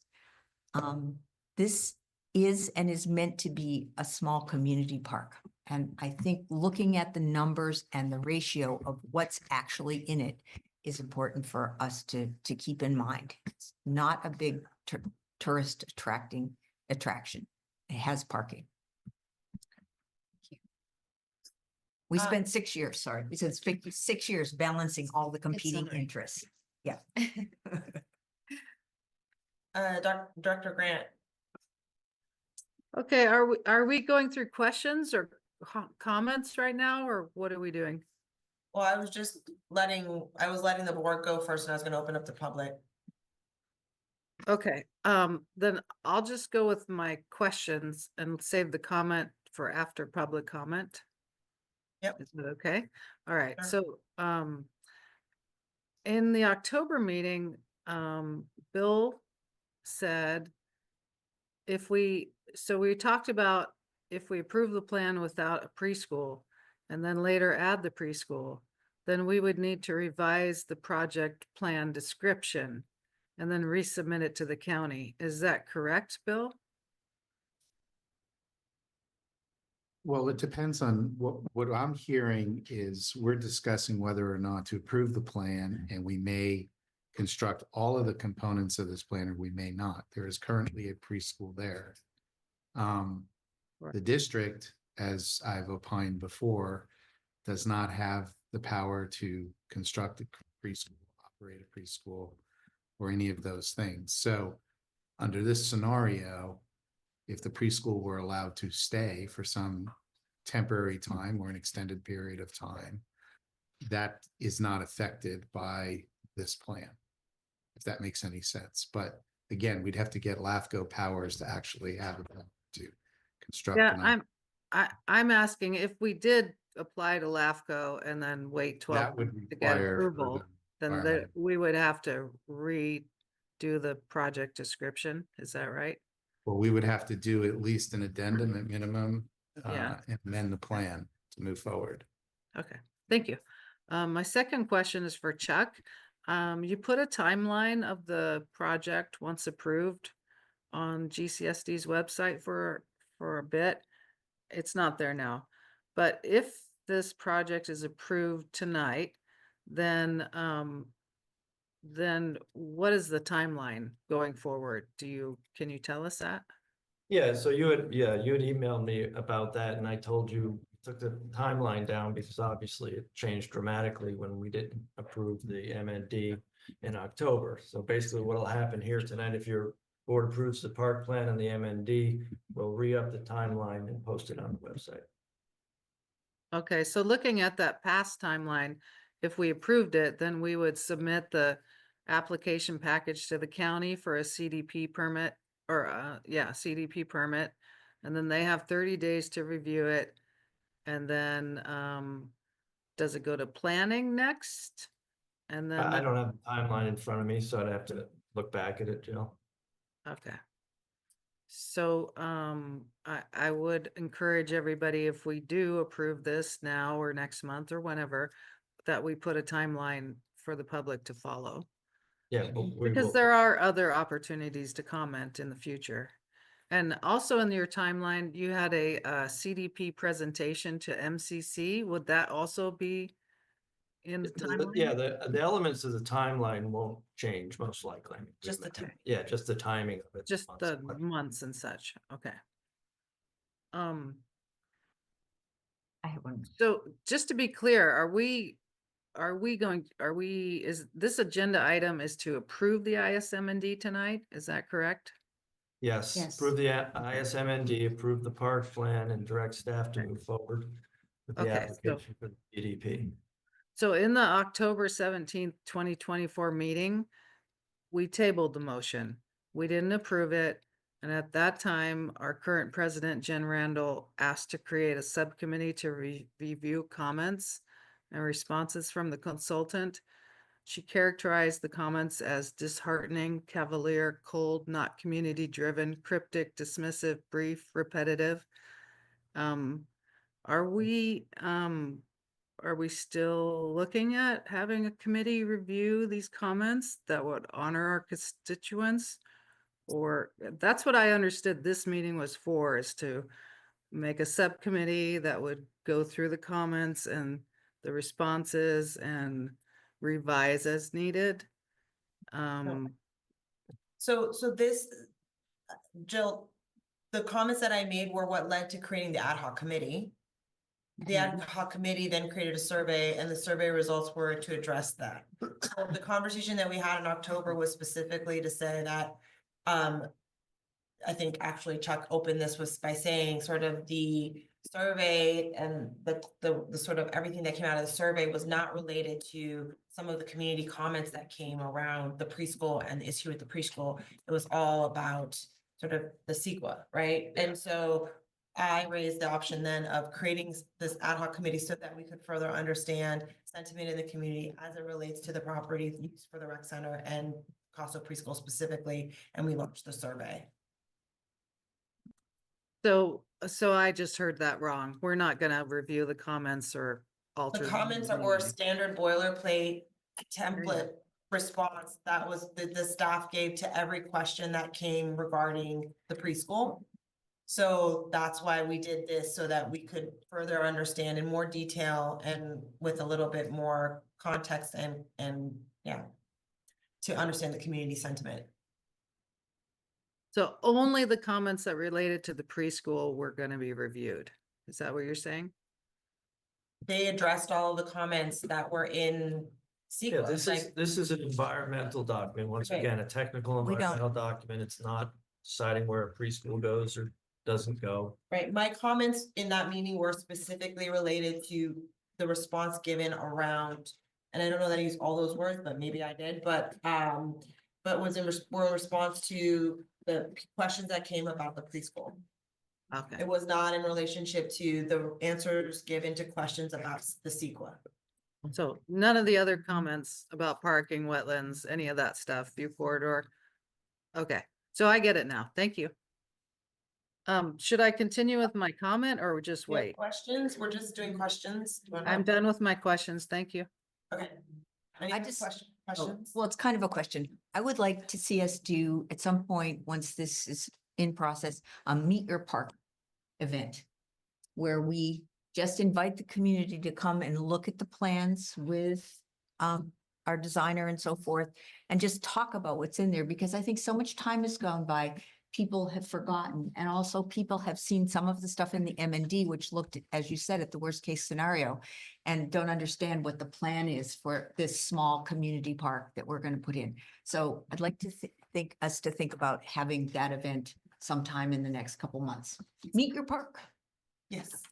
It's not really a question. Yeah. Not a Okay, question. Community. Can we do community it? com- Can we do it? We like it. Community comments, folks in the room, if there are any. All right, on Zoom, I think I saw a hand maybe come up, but yeah. Yeah. DJ, go ahead. Me again. Go. Can you hear me now? We can, yes. Okay, thanks so much. So how do I, so I've put I've filled out everything I've gotten. How do what I'm curious about is, I'm grateful that you're taking the time to figure out the preschool and help that. I don't think that the analogy to Dolores Park is really appropriate for El Granada. We're not an urban area. We have Corey Park. What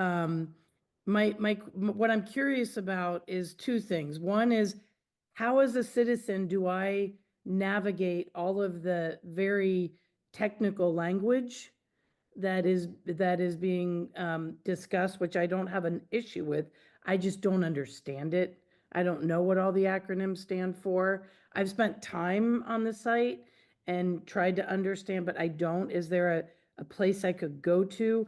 And then the second question is, how do I know, or is there an opportunity for me to get my comments directly addressed? And if that's not the case, that's good for me to know, but that's my question.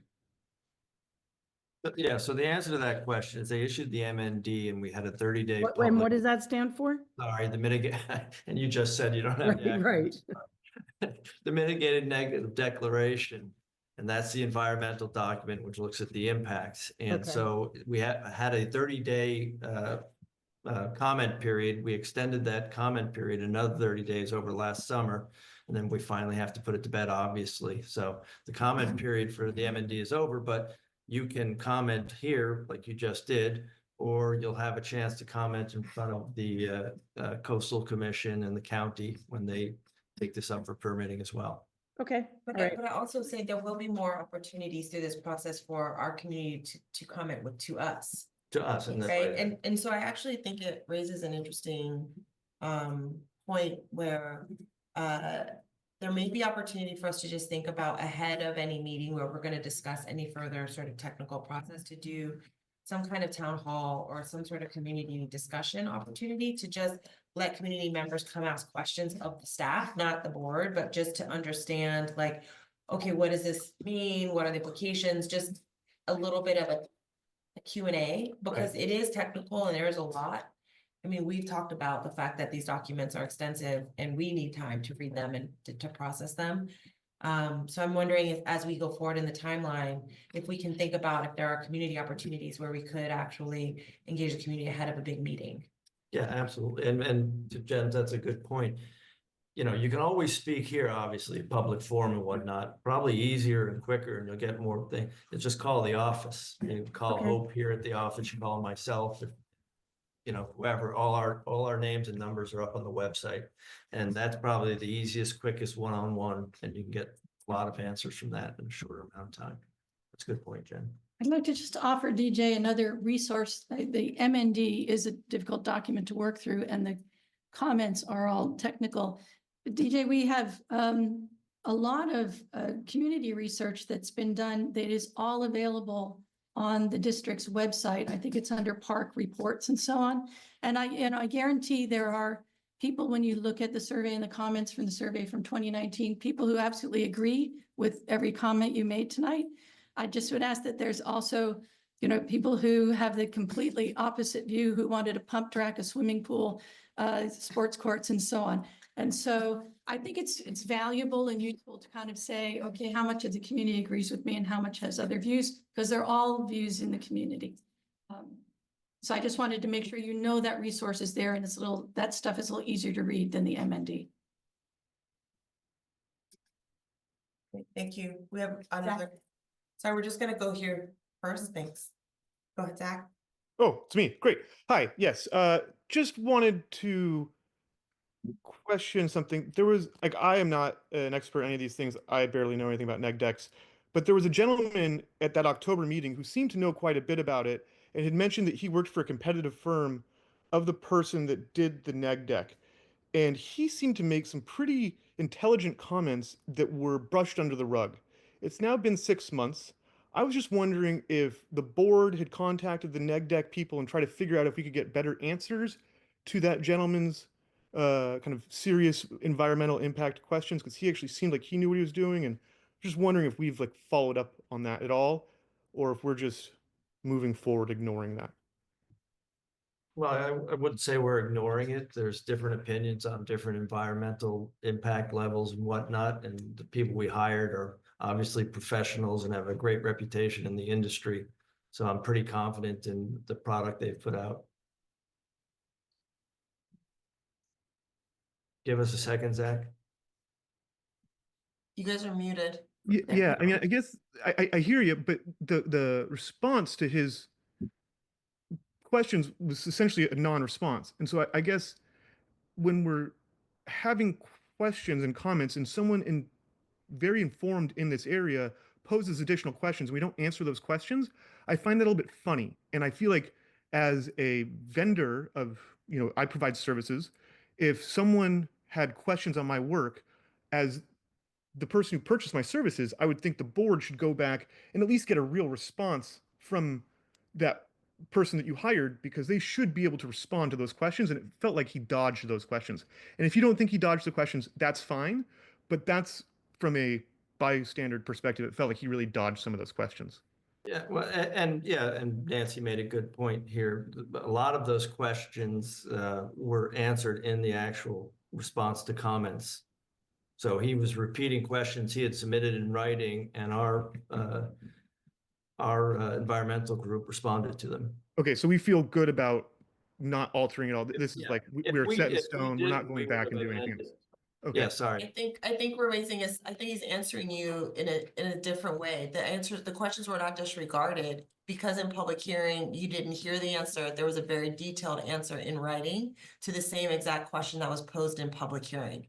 So they didn't repeat the answer. So that question he asked had been considered and given detailed answers. He's actually here in the meeting, so he'll probably come next. Thanks. Yeah, I'm not in the room, so I'm excited to hear him speak, because maybe he can shine more light on this. So, Chris, you're actually up next. Do you want us to come off mute?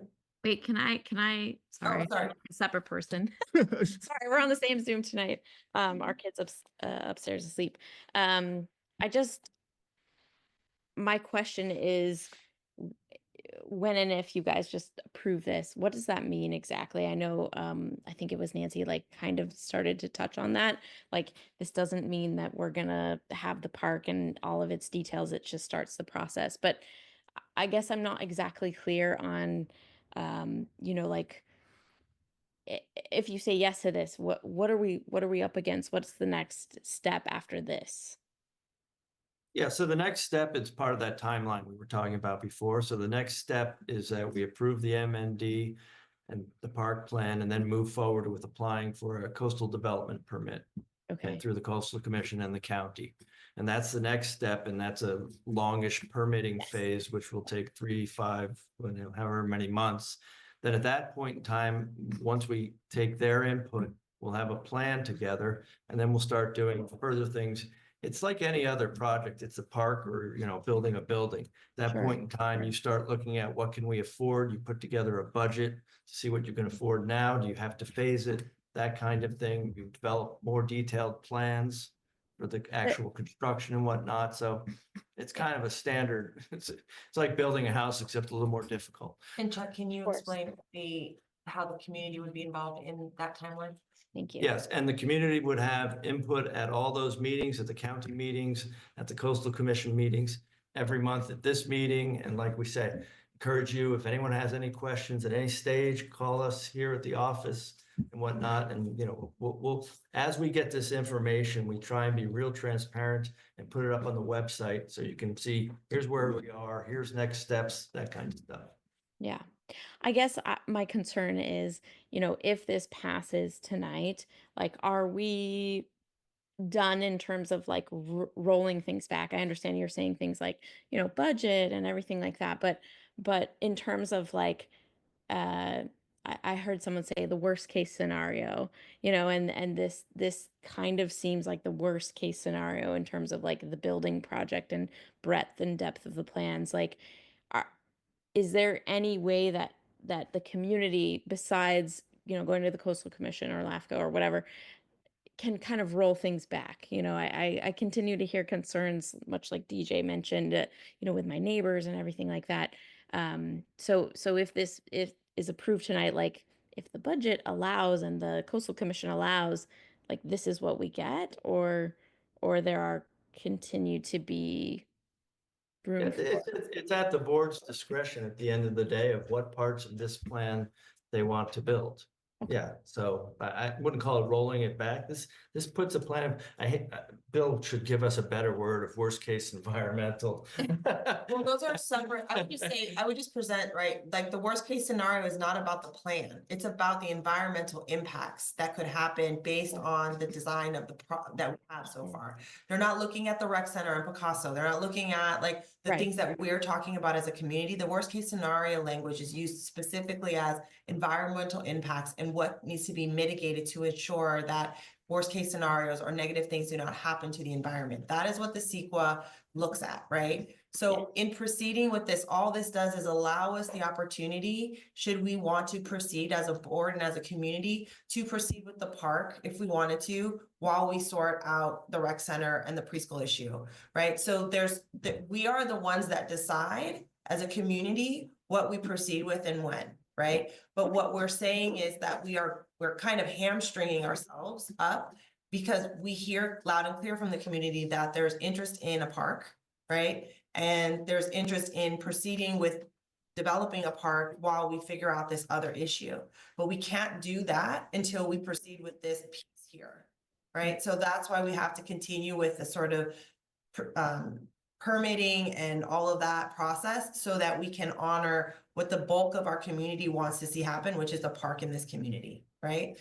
And so we're making a commitment as a board that we are going to continue to wrestle down this issue around the rec center, but we want to proceed with the park. Mm-hmm. Okay. Okay, that makes sense. Yeah, thank you. I appreciate it. Thanks. Yeah, thank you. Chris. Hi there. I'm Chris Rogers from El Granada. I'm a member of MCC. I'm speaking here as a private citizen. I'm here to not repeat the comments that I made in written letters 67A and 67B and in public comments, but to describe that in those letters as a subject matter expert in biological resources and wetlands and regulatory process and CEQA. I presented a fair argument and presented substantial evidence of potential impacts to wetlands and other features. And the responses that were received, not just in the public meeting in October, but specifically in the written responses from Montrose were inadequate from both a technical and a procedural standpoint. And I want to focus on that procedural aspect right now. In the CEQA guidelines, section 15074 considers what needs to be included in consideration of adoption of a negative declaration or a mitigated negative declaration. And I'll paraphrase from that section. It says the decision-making body shall adopt the proposed mitigated neg deck only if it finds on the basis of the whole record before it, including the initial study and any comments received, that there is no substantial evidence that the project will have a significant effect on the environment. And section 15064 talks about determining the significance of the environmental effects caused by a project. And again, paraphrasing, it says, if a lead agency is presented with a fair argument that a project may have a significant effect on the environment, the lead agency shall prepare an EIR, even though it may also be presented with other substantial evidence that the project will not have a significant effect.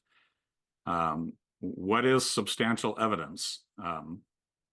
It's not, it is relevant information, reasonable inferences, that a fair argument can be made to support a conclusion.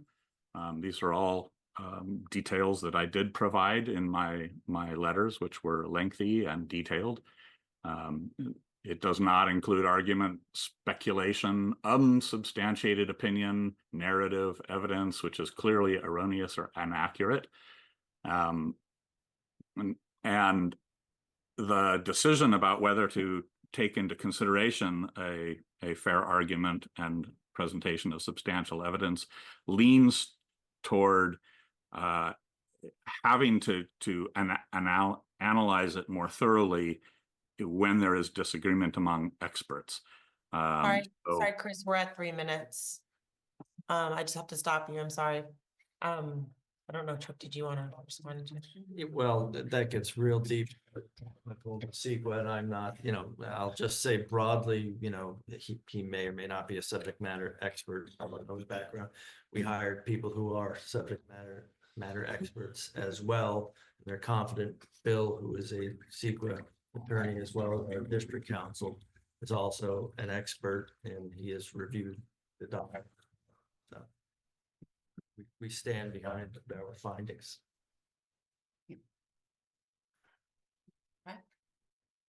Will, Pasco? Hey, thanks. This is a little quicker one. I really appreciate you all took kind of the comments on the preschool head on. The one thing I did see is I think there was a lot of arguments about parking concerns. And I'm not sure if GCSD's like addressed that head on or at least commented on.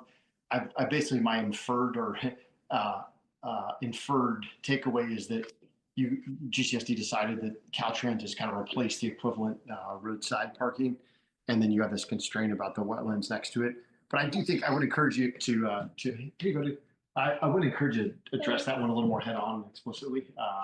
I've got first meeting I attended, I went and actually talked to elementary school about it, and they have a lot of free parking, but they were hesitant because of liability and stuff. So I understand that and kind of put the kibosh. But I do think like inevitably this is going to attract a lot more. I mean, there's already a lot of parking. I've like walked around, and I think that's definitely a mitigatable concern. Hard to hear you. Sorry. I think you slow down a little bit. Yeah, maybe slow down Yeah. and not hold the mic right up to your mouth. Sit Okay. sit down, Will. Okay. So this is juggling children. The point to make is that you should address the parking, how parking's been addressed kind of more head on. And I think that hopefully would alleviate some concerns, because I think that is a pretty valid one. I mean, I think people get concerned about parking and traffic actually on weekends. And I don't think you can solve that just with this. I think GCSD's also kind of taken the position that it's really a Caltrans issue. You're not really changing the total parking in the area, which maybe is fair, but you're still supposed to look at kind of all the cumulative impacts. So maybe just try to more explicitly address people's concerns about parking, and maybe not take a full like, hey, this isn't our issue, it's Caltrans, or at least make that a clear statement that GCSD statement is, our position is that this is a Caltrans issue, not a GCSD issue. Does that make sense? Yep, thank you. I'll address that, Will, when we get to our comments. Great, thanks. I can't see the next gentleman. Adam. Adam? Hello, thank you. Yes, Adam, I'm a El Granada resident. Yeah, I guess I feel like I'm hearing a little bit of maybe a focus on the fact that we've been rubber stamped with this report that says that someone has looked into it, they've given their conclusions, and it checks the boxes. But I mean, given that someone else already asked to hear more from Chris, maybe giving him more than 3 minutes would be a fair thing to do. And also, I guess I just struggle with a lot of the discussion around this park. Just very simply, we can rubber stamp and check the boxes on what the environmental impacts are going to be, but just take a step back. Do we really need to be developing over this land? I mean, it's already serving a purpose. There's a preschool there, and I know there's some accommodation maybe that will be made to let them stay there. But we have the mother of all parks, which is the beach, at our, you know, doorstep here. So, you know, I agree with some of the previous speakers that I would not use this. And as far as the environmental impacts are only negative, right? It's just a matter of how negative they are. And I would argue that it's not worth the value of the park. But you know, that is my opinion. And also, as I said, it seems like if you have someone here, I know there was the gentleman was kind of saying he may or may not be a subject matter expert, but I don't know why you wouldn't hear him out if he has possibly expertise, and other people tonight have already asked to hear what he had to say. And I don't know if there's a way to get around your 3-minute rule, but it seems like it'd be a good time to do so. Thank you. Thank you. Any other comments from the public? Did you have something you still wanted to say? Yeah, go ahead. You just step up there. Hello, Alyssa again. So I did read the MND. It is very technical. I still read all the words. I had my friend who does environmental survey work, like help me look at some of the plants and stuff and get his opinion on the wetland kind of stuff. And I did submit comments then. But as far as impact goes, I think it's important for me to know if there's, I guess I'm just catching up now, or that was the first time I participated. And I hadn't really seen anything before that, even though there's that big board up. I thought I was kind of like, this is happening. I didn't know there was like opportunities for me to participate. And even with this survey, the only reason I even really noticed that card, which only came to my post office box like in the week before it was due, is that I was already invested in the project because of answering the first one. I recognized the language on it. So I'm already kind of like invested. Whereas I talked to people in the community and I was like, have you done the survey yet? And they're just like so far removed. They're like, the what? I have no idea what you're talking about. And I almost think it's sort of just like, I just want to, I don't know, think of ways to kind of grab people more and kind of get them more involved, because I think you do want to do that. So anyway, but I do think it will make a significant impact, and I'm concerned just about impact and thinking of it just like the environmental impact, any impact.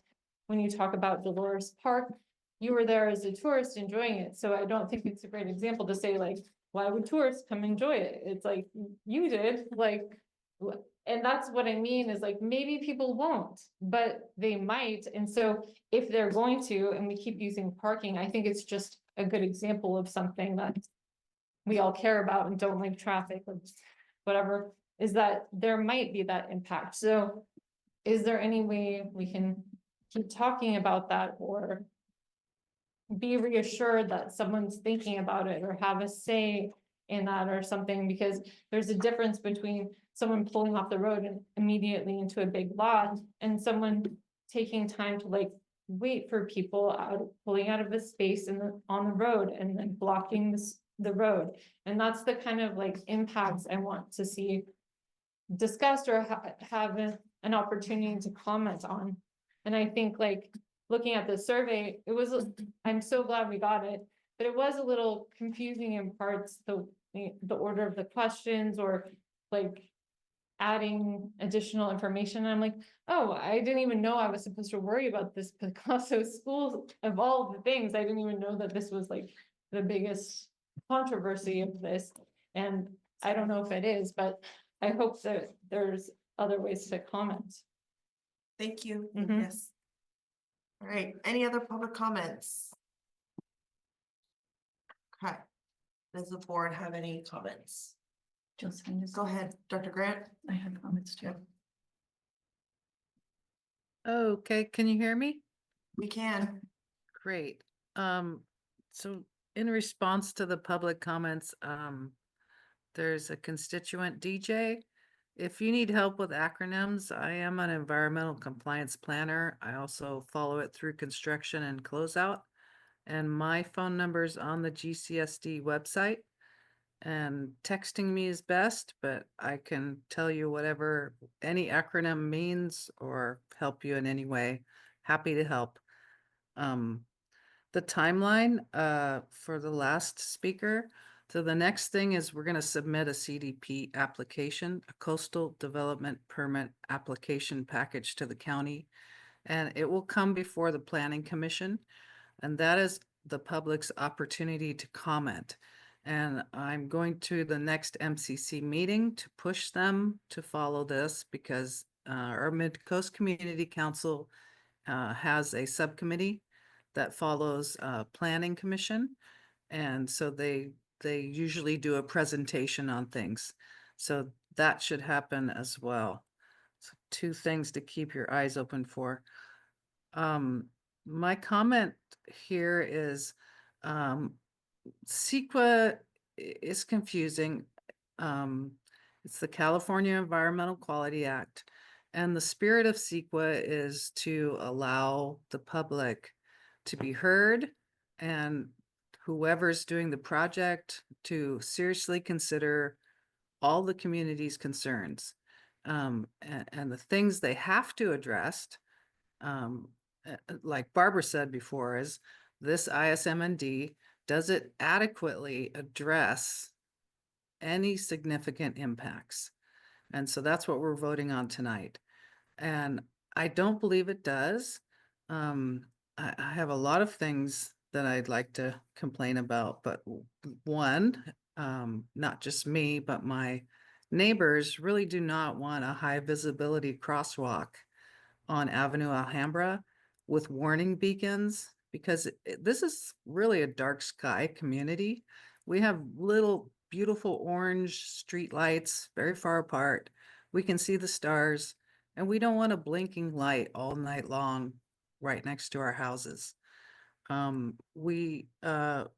Many people think that the wetland delineation that was in this ISMND is deficient. It didn't identify a wetland. And instead, the plan has a stormwater biotreatment facility. And that's going to cause a problem when we go to regulatory agencies because they're going to ask us to redo that wetland delineation, and then we'll have to alter the plan. There's never was a cultural report provided, not to the community, not to the board. So I have no idea if there's any cultural impact. All I know is it says there isn't one, but there's no proof. The plan has barbecue grills, which is a fire hazard set into the landforms on the strip. Eliminates Picasso Preschool, which obviously is a valuable community resource. There's multiple shiny fitness stations installed in the view corridor, scattered throughout. And if you live nearby and you look out there right now, there's a fender of a car. It's really shiny and it is brilliant in the sun. So I just can't even imagine putting 8 to 10 shiny fitness stations in our view corridor. We also in the plan have a larger building footprint at the Picasso property to put in GCSD offices. And I wonder if we even need those because a lot of people work remotely now. It has wedding receptions 7 days a week, amplified music till 10 or 11 p.m. And that's right across the street from where I live. And my neighbors are not very excited about that. This wedding reception venue will be used by everyone. You can, live in Reading and rent it out. It's not just GCSD constituents. The reduction of parking is an issue. It kind of seems like maybe we should take that informal parking lot and help Caltrans because now they need 75 additional spaces. Maybe we could work with them and keep that whole parking lot and then have Caltrans do all the maintenance for free, all the grading, regraveling. I mean, that'd save us a lot of money. And then we wouldn't have to have these additional parking lots. There was never a traffic study. There's no discussion of the cumulative effect of GCSD's reduction of parking because we know there's an upcoming and approved Caltrans bicycle lane project that's going to remove all parking along Highway 1. And there's a Harbor District's new parking lot on the strip which will direct harbor users into El Granada and down Avenue Alhambra. Additionally, there's no hydrology report. Most of El Granada stormwater drains into this Burnham Strip. Right now, the soils are completely saturated, and this will remain until early summer. There's no inclusion that the recreational trail along Obispo is within 10 feet of a protected perennial creek, Burnham Creek. It's within a protected LCP buffer. It's also in San Mateo County right away.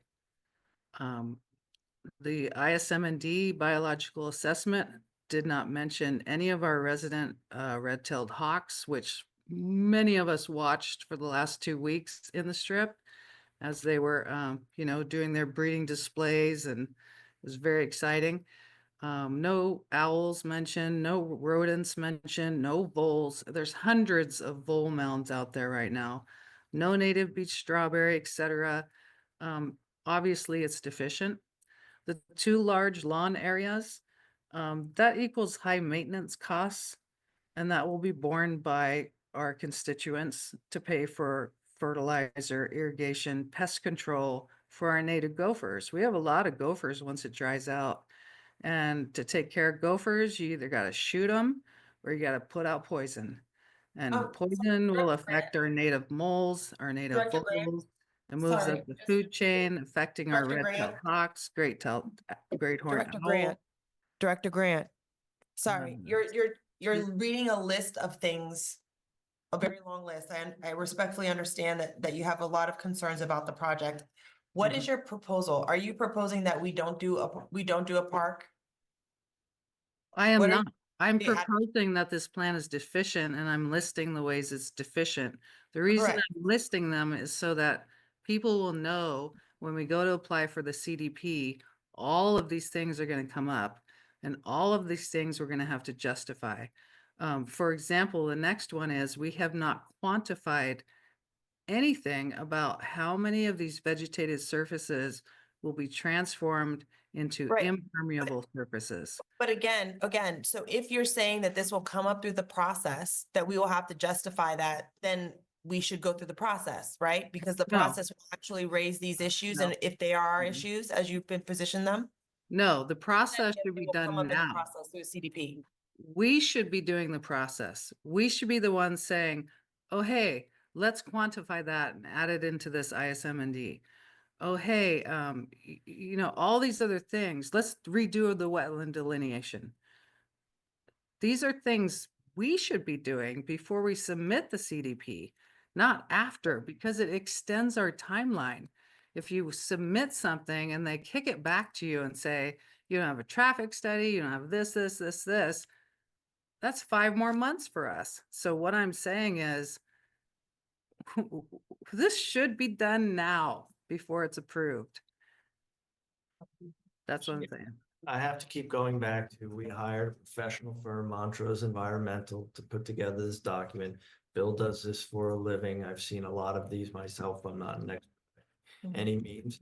We have to rely on the people we hired. I'll make a bad analogy. If I had to design a pump station, I could find 5 different engineers who design it 5 different ways. This, I think, is an Right. adequate document to do what we need to do and move the project forward. And we have an attorney who's an expert as well. Bill, do you have any opinion, and given, not necessarily legally, but just given your expertise of like this kind of process and what you've seen? Yes, I mean, I've litigated more of these cases than I can count. What I will say is none of the comments directly challenge the seminal technical details in the M&D. For instance, there are a lot of comments about wetlands, but we're not touching any of the wetland areas. Things like that. So, What? I stand by what the environmental consultant said. I don't think the comments raised a fair argument based on substantial evidence or to the necessity of an EIR. And so my recommendation is that the M&A is sufficient and you should move forward. Okay. And in terms of the process, you're approving the plan, and now you will be able to move forward with components of the park plan, either in a phased fashion, as Chuck has pointed out, or as a whole. And nothing prevents you again from working on the preschool issues as you move forward. Thank you. I hope that answers your question. Yeah, thank you. Apologies, we are closed for public comment at this point. So this is, have public comment, then we go to board. So, did you want to say something? Yes, these are my notes actually from last October. We didn't get to in the discussion, but somewhat updated.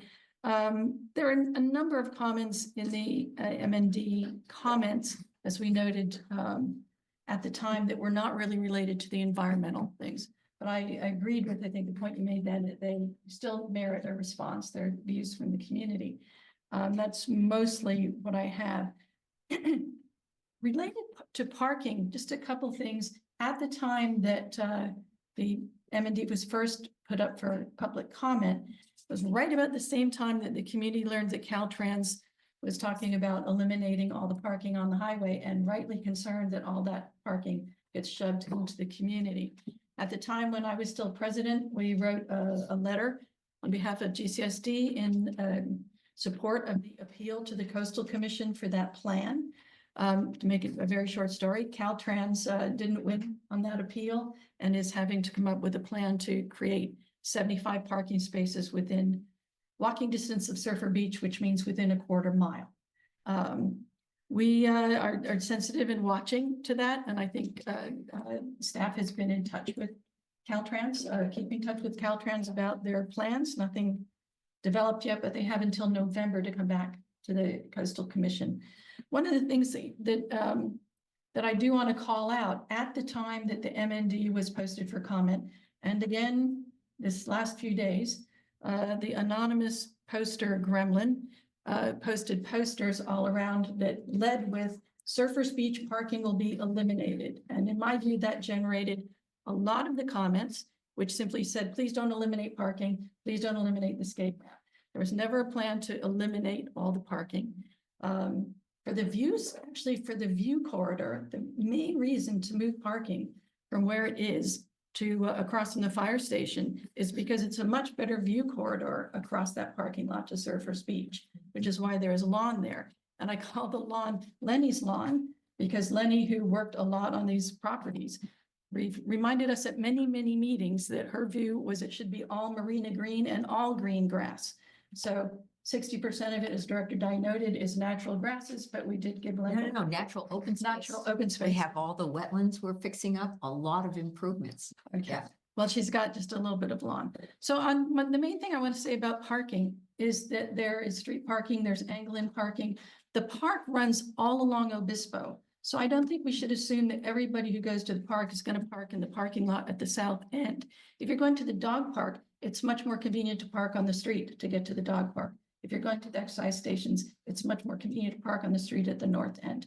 But we have time, similar to the preschool, to work that out. Similar to the preschool, we can phase the park and we can leave that dirt parking lot for very last. And by then, we'll have a Caltrans plan. By then, we'll be able to better assess the impact on the community. And we could still, as you know, the board gets to make the decisions on what we build and when. We could still decide not to do a parking lot. I mean, not to change that parking lot and just leave out Lenny's lawn, except for the little lawn next to the Play lawn, yeah. So I think we need to not be so worried about parking at this time. Same with the preschool. It's all optional until we turn dirt. And can I add to that? Yeah, the parking will be part of the CDP. You know, technically, we're not responsible, as we said, for beach parking and roadside. In the real world, the Coastal Commission will have input on that. And the sooner we get this started, that discussion will occur. My next comment was on safety. There's a number of comments made about the fire station and their access. Hope and I met with CAL FIRE's Deputy Gary Silva and Public Works Director Sean Rose last July because they hadn't commented to show them the plan and just check one-on-one. We met with them in person to review the plan. Didn't have any immediate concerns because that street is so wide, but he Deputy Silva noted that the fire marshal would see the plans as part of our CDP process. So he wasn't worried that they hadn't commented, but he offered to give a preview of the plan to the fire marshal, which he did. And they came back with the width of street you need if there's parking on one side or both sides. Since that time, and maybe not just coincidentally, Department of Public Works has notified Hope that they plan to red stripe the landward side of the street, which is all businesses, all that have off-street parking, and that would eliminate parking on the landward side of the street, and we would only have street parking next to the park, which then kind of eliminates that concern about the fire trucks getting through going north. The crosswalks, I'm not understanding the comment about the beacons flashing all night. This is like the crosswalk at Cypress in Moss Beach or by the high school. When you push the button, it blinks for as long as it takes you to cross the street. I can't imagine, because the park is dark all night, that there would be people crossing that street and making that light blink on and off all night. And as regards the fitness stations, we actually did some research. They're not chosen yet, but there are wood fitness stations that would not be at all shiny. In fact, some of the input that we got was, please make everything as natural as possible. And we're even looking at just wood for the playground equipment as well. Sorry, I'm going very fast, but the weddings, this is another misinformation from the Gremlin poster. First of all, as Dr. Dye noted, the noise study has. Director Dye. Director Dye. I said Dr. Dye. I got a promotion. When you're putting in a noise study, as I understand it, you put in something that is so outrageous you would never ever exceed it, because in future you don't want to be accused of having downplayed that. We do not have a plan for any amplified music at this point, because we don't have an operations plan. I just want to go on record to say I would not support amplified music on any night of the week. It's very close to residences, and I think people should be able to have their dinner, put their kids to bed without having to listen to somebody else's music. If they want to party with amplified music, Saturday and Sunday afternoons should be enough. If that's not enough, they can go somewhere else. So this is just fear mongering. There's no decision made as regards that. And I also don't think people understand how small the CRC plan is, but 2 of the rooms are about the size of this room. And the large community room, which looks large on the beautiful renderings, is about the size of the community room at the library. And according to the library's website, that holds 112 people for assembly style seating, 70 people for dining style seating, and that's dining style seating and nothing else in the room. It's not a big room. I think if you put a band in there, it would blow the walls out. So it's just, it's a community center. It's never been called an event center. All of the needs analysis that we looked at was for community organizations and small businesses who might do classes there. So I think we have to not pay attention to people who obviously have their own agenda. The operational plans for the park and the CRC for a future reinvigoration of the Parks Advisory Committee could come in handy. And Jen, we may talk about that for the next stage of the community center, what it is, how we would use it when we feel like we need to have that sort of input. Last note was on traffic. I just noted in the San Mateo County comments to the MND that they noted about a traffic study and mitigation plan being required. So I just expect to hear that action in the future. And we discussed traffic in the document. It doesn't exceed the number of trips and whatnot, so. With those things that I think are addressing a lot of things that were extraneous to the environmental report, but hit the report, I'm quite comfortable with my first MND as presented. I have just a brief. Thank you, Nancy, for going through those various things. I guess I want to hark back to the fact that we spent 6 years developing this plan. We had, I think it's 63 public meetings. We listened to the people who wanted pickleball. Can't do it because there's winds and it would block, you have to put up walls and we can't block the view. We really tried hard to balance. The 2 streams that go through will be completely redone with riparian vegetation, and therefore the net impact on the wetlands for the property is going to be improved. And that's per the Resource Conservation District, which suggested it when we asked their advice. They said, why don't you make them better? We're going to do that. There's just a lot of things about this plan that have been thoughtful, and we've listened to both sides and tried to balance. And then we had the environmental review done, and while people can quibble about some aspects of the review, a very good firm did the review. If there are deficiencies, I think the next step that we're going to go to, we'll bring them forward. And we want to keep working with this community to do something beneficial. It was passed by 60%, converting to a community service district, got 60% of the vote, and, people went door to door, and we made that conversion to build this park. I'd like to see us take the next step toward doing it. We have a motion? Sure. I'd like to move that we approve. What do we need to do? It's very long, right It's the there. title of the. Number three. Resolution. Yeah. I move that we approve the resolution of adopting the mitigated negative declaration and mitigation monitoring and reporting program and approving the plan for the Granada Community Park and Recreation Center. And we direct staff to apply for a coastal development permit. I'll second. You can call the roll. Oh, please, sorry, yes. Yeah, Director Bowles? Do you want further comment? Yes. Further comment from the board? I'm sorry. Oh, sorry. Yeah, are there any further comments before we vote? Quick. Director Grant has something to say. Go ahead, Director Grant. I make a motion that we amend that previous motion to only approve the park. Are we able to do that? What's the protocol there? Well, we're approving, the resolution is to approve the The MND. mitigated declaration. And the mitigation plan for the monitoring park report. and You recreation need center. that to approve the park. Right. So Is there a if second? you approve the park without secret review, that is a huge legal problem. But protocol wise, there's a motion on the table. I think they should vote on that first and then. Well, no, Well, there's. I can make an amendment and that has to be voted on first. And I heard in the past that we might separate these. Sorry, as sorry, parks. sorry. Bill, Sorry, what were you saying? Just, can she finish what you were saying, Jill? Sorry.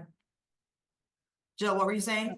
In the October meeting and in other meetings, we talked about splitting it. So we would approve the park and then we approve the community center separately.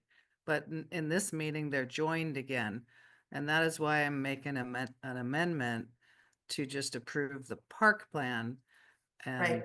I think what we're saying is we need to approve the MND in order to then phase the park versus the rec center in the process that we would proceed with. We have one MND. We voted 2 years ago, April, to combine the two projects into one project for the purpose of CEQA, which is what our MND is designed for. and Progressing both to CDP does not impede us from phasing later or even not doing parts of it later. and the question is, do you two agree to that amendment? I do not.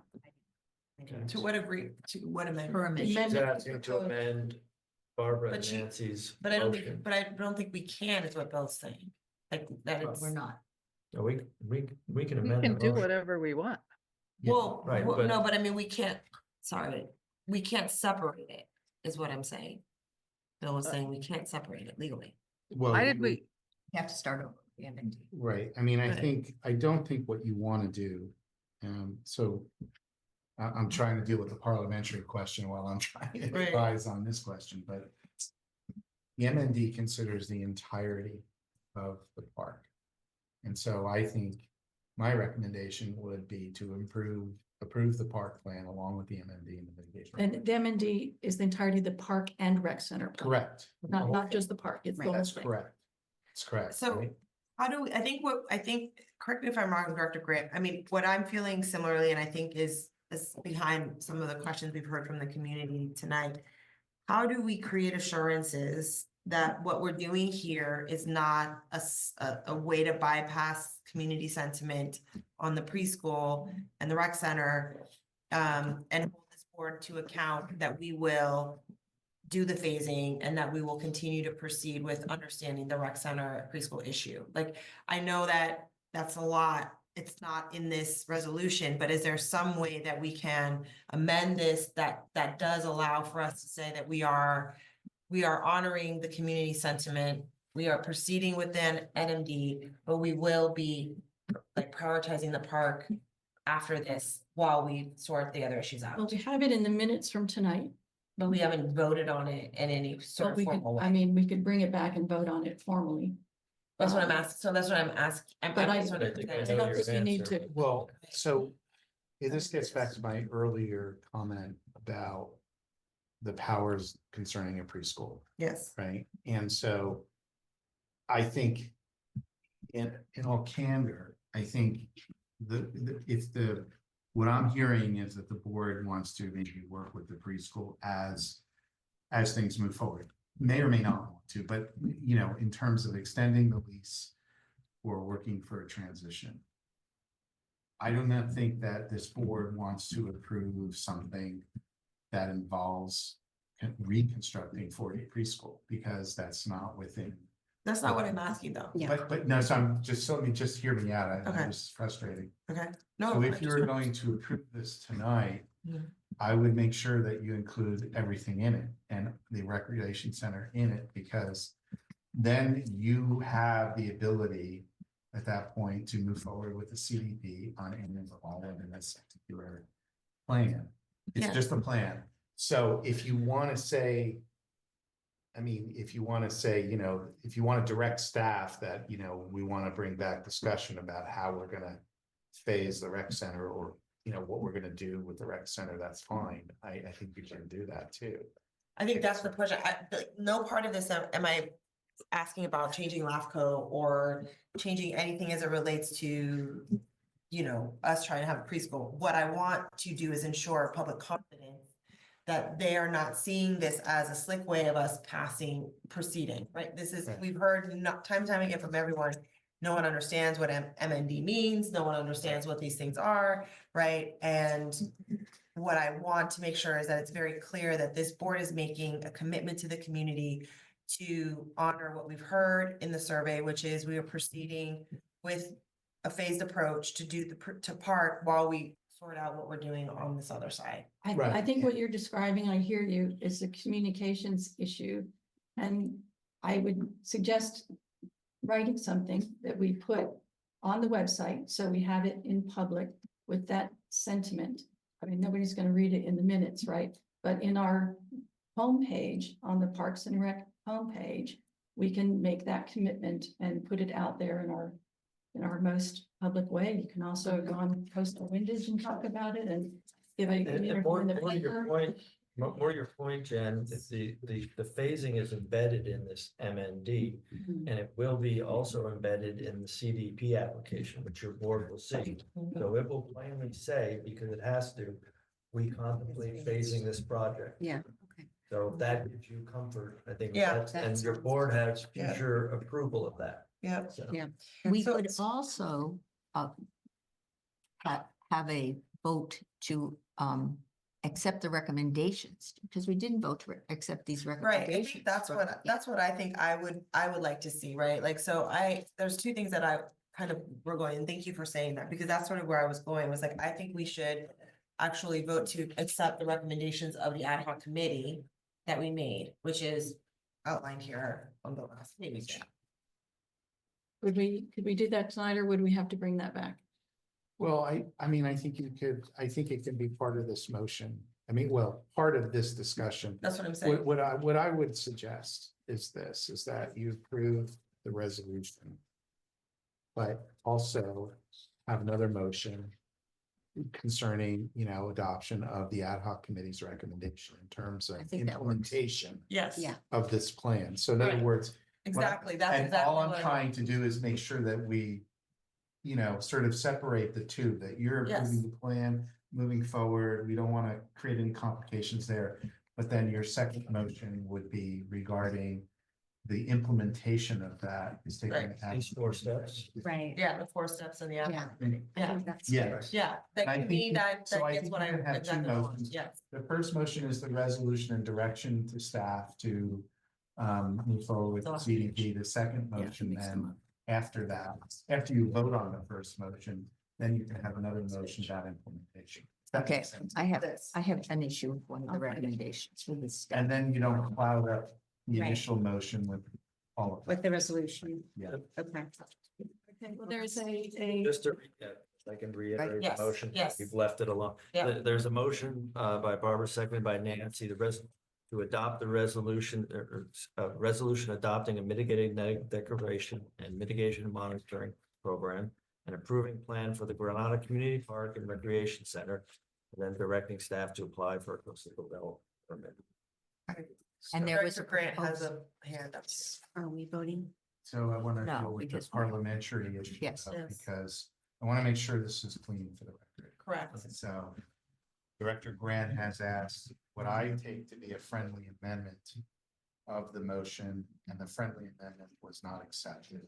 So the question I have for Director Grant, is she making a second motion? And the way it works parliamentary is she can make her motion. If there's a second on that motion gets taken first, and then the original motion Got it. taken second. So I just want to make sure that we're doing this in a very clean fashion. Yeah. Okay. So can I So your, speak on, your motion, your amendment was not taken. can I speak? Can I comment? You could make the motion to the extent of the amendment. You could. make No, the my amendment wasn't accepted, so we're going back to the original one, but I would like discussion, so I have a comment. I just want to make sure that you knew that you could make a second motion. Yeah, you can make a second motion if you'd like, before you make a comment. I don't think it would serve a purpose, so Okay. I just want everyone to be clear that this approval of the original motion sets the wheels in motion to have Chuck apply for the CDP permit. And that's the coastal development permit through the county, and it'll go through planning. This, if it's approved, and then say we want to add the preschool in, we have to redo the CDP. We have to redo the ISMND, the CDP, and go through the whole process again. That is the reason why I wanted the amendment just for the park plan, because I'm pretty sure we could probably get the park plan agreed upon. Thank you. Well, you can propose a substitute motion. I already proposed to amend it to just. Yeah, include I the park, understand. You know, Right. But I don't think. I think what you're suggesting is something we could deal with later, and we don't need to impede. we can, it'll just cost more money and take more time, but we can, sure. Well, and it's an if we decide to go that hypothetical, way. It's a hypothetical. Sure. So That's true. Mhm. that's why I wouldn't agree doing it now. Yeah, and I don't think we're going to, so you're probably right. Okay. So parliamentary, Now you can vote on this. You're going to vote on the motion that's on the floor. and then I can make, And then you can make a second motion about implementation. Great. We'll come back to that. all right. So would you like me to call the question? Yes, please do, sorry. Director Bowles, Yes. Director Dye, Director Randall, Aye. Director Marsh, Yes. and Director Grant. Down, no.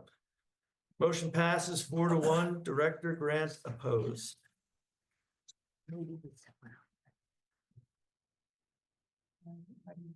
Well, let's talk about it. So I'd like to make a resolution, make a motion, sorry, I'm so tired, and I was thinking what you're saying. I'd like to make a motion, that we actually take forward the recommended steps, from the ad hoc committee. There are 4 of them. The first one is proceeding with the MND process so that the development of the park can proceed while issues related to the recreation center are sorted. 2, reiterate a timeline for park development. 3, as it stands initially, is set up an additional ad hoc committee to explore options related to 480 Avenue Alhambra and the development of the rec center. And 4, continue to keep the community informed. So that's my motion I'd like to make. A second. Okay. Wanda. Yep, so go ahead. I have a concern. I think sometimes ad hoc committees work well, but I think this is so important that I would rather not hand the whole issue over to an ad hoc committee. I think it's really important that the whole board weigh in on decisions. It's just explore options. Yeah. That says to me like this committee brought the recommendations back to the board. I think this ad hoc committee, similar to when Director Dye, you and Director Seaton were an ad hoc communications committee, and you engaged the Parks Advisory Committee to do community outreach. So it could be actually significantly more involvement, just not more involvement, more board members, except to consider the options and recommendations. All right, Yes, I'll be think okay with it. because if we do board members, then I worry what's gonna get done. It means we're gonna only talk about it in this meeting. And there's not gonna be work that's done between meetings to like push our understanding and point of view. So that's my concern. Okay, so is that an agenda topic for our next meeting, or are we voting on the ad hoc I committee? mean, I think we're No, voting on this now one. on saying we're accepting we're these doing it. recommendations, so that I Right. think it's just, we'll talk next meeting around like what it actually looks like. Okay. Yeah. So, and so that first one says proceed with the MND process, which we're already doing. So can we amend that to say we will proceed with issues related to the recreation center? Or we will prioritize We'll sort them and yeah, prioritize them. prioritize the development of the park. Okay. Oh, that's a little. Let's reiterate a timeline for park development. no, the first one. I know, but Do you have any issue with that, Bill? No, it says proceed with the MND process, but you already approved that. So Okay. All right, let's keep it as is. if you want to keep it, I think can we just leave it? Yeah, that's fine. just leave it the way it is. Leave the language as it is. Okay, See. great. So we will, so it's been Moved and moved seconded. and seconded. So you want me to call the question? Oh, Dr. Grant. I'm, Director Grant. I just wanted to hear what the question was we're voting on. The set of recommendations made by the ad hoc committee at the last page of the report out. There are 4 Memorandum. next steps in the memorandum. Okay. I read them out loud just ahead of the vote, the movement. So can you read the motion then in full? Sure. So I made motion that the board accept the 4 next steps from the ad hoc committee. The first one is proceed with the MND process so that development of the park can proceed while issues related to the recreation center are sorted. 2 is reiterate a timeline for park development. 3 is set up an additional ad hoc committee to explore options related to 480 Avenue, Alhambra, and the development of the recreation center. And 4 is continue to keep the community informed. Okay, and then I believe Barbara wanted to not have ad hoc committee. No, and you I said I'm fine, but I will maybe not reiterate. How Well, about we're develop? gonna have, timeline. well, that's a motion that you'll approve, but we're gonna discuss it at the next meeting because Yeah. Jen's added it to the agenda. Yeah. Okay. So. Oh, all right. The timeline. Maybe we might consider develop instead of reiterate, because we don't really have a timeline now to be reiterated. We do have a timeline. Chuck had one for the last round. He just needs I to can open develop the it. date. I think we're fine. That's the technical stuff. Okay, that's fine. So I think everyone in the room here is fine as it stands with the motion. Mhm. I'm prepared to vote unless you have any other comments. I do not. I'm Okay. good. Thank you. All right, Can I will we, call the questions. Yeah. Director Bowles? wait, do you have a question? Oh. We're voting on that. We're No. voting on No. all 4 of these things. Oh. Yes. Director Dye? Yes. Director Randall? Yeah. Director Marsh? Yes. And Director Grant? Yes. Motion carries 5-0. All right, I just want to take a moment, noting that it's 9:40. We have still a hefty agenda ahead of us. Can I make the suggestion that we table item number 5? Yeah, I would appreciate that as well. And it's not time sensitive, it's important, but not time sensitive, so I'd I rather do want discuss to it make a when more. comment. I was gonna members- make a comment. I'm very eager to see our district CIP program move forward. Wait, you're talking about the engineered report. I'm talking about discussion of your numbers. I'm not looking at the minutes. Sorry. I think actually it would All right, be is great that to very- do this when more members of the public have the energy to engage on it as well. So I agree with you. On what, number My 5? apologies. Okay. Yeah. Is everyone okay with You're it? just proving the point why we need to Yeah. table it. Yes. Director Grant, are you fine with that? Yeah. Okay. I know what that means. Great. Sorry, So- so you want to table the rest of the items? Is that what you're saying? No, No. item number 5, because I think it's a hefty discussion. The rest are pretty sort of standard items that we cover every month. So I'm proposing Okay. that we table 5 for next month. Okay, We what about 4? Parks and Recreation, are we tabling that too? No, we're still gonna do, because those are quick updates, are right? just Like activities. activities that are happening, like that Nora's doing on behalf of Hope. Okay. Engineer report, Sam report, like, standard meetings, standard things. We can hopefully wrap up quickly. Mhm. Okay, great. Thank you, Chuck. And there's actually very little activity in the sewer authority. So, thank God. Okay. Your big moment, Nora. Chuck was doing it. I didn't like it. Oh. Okay.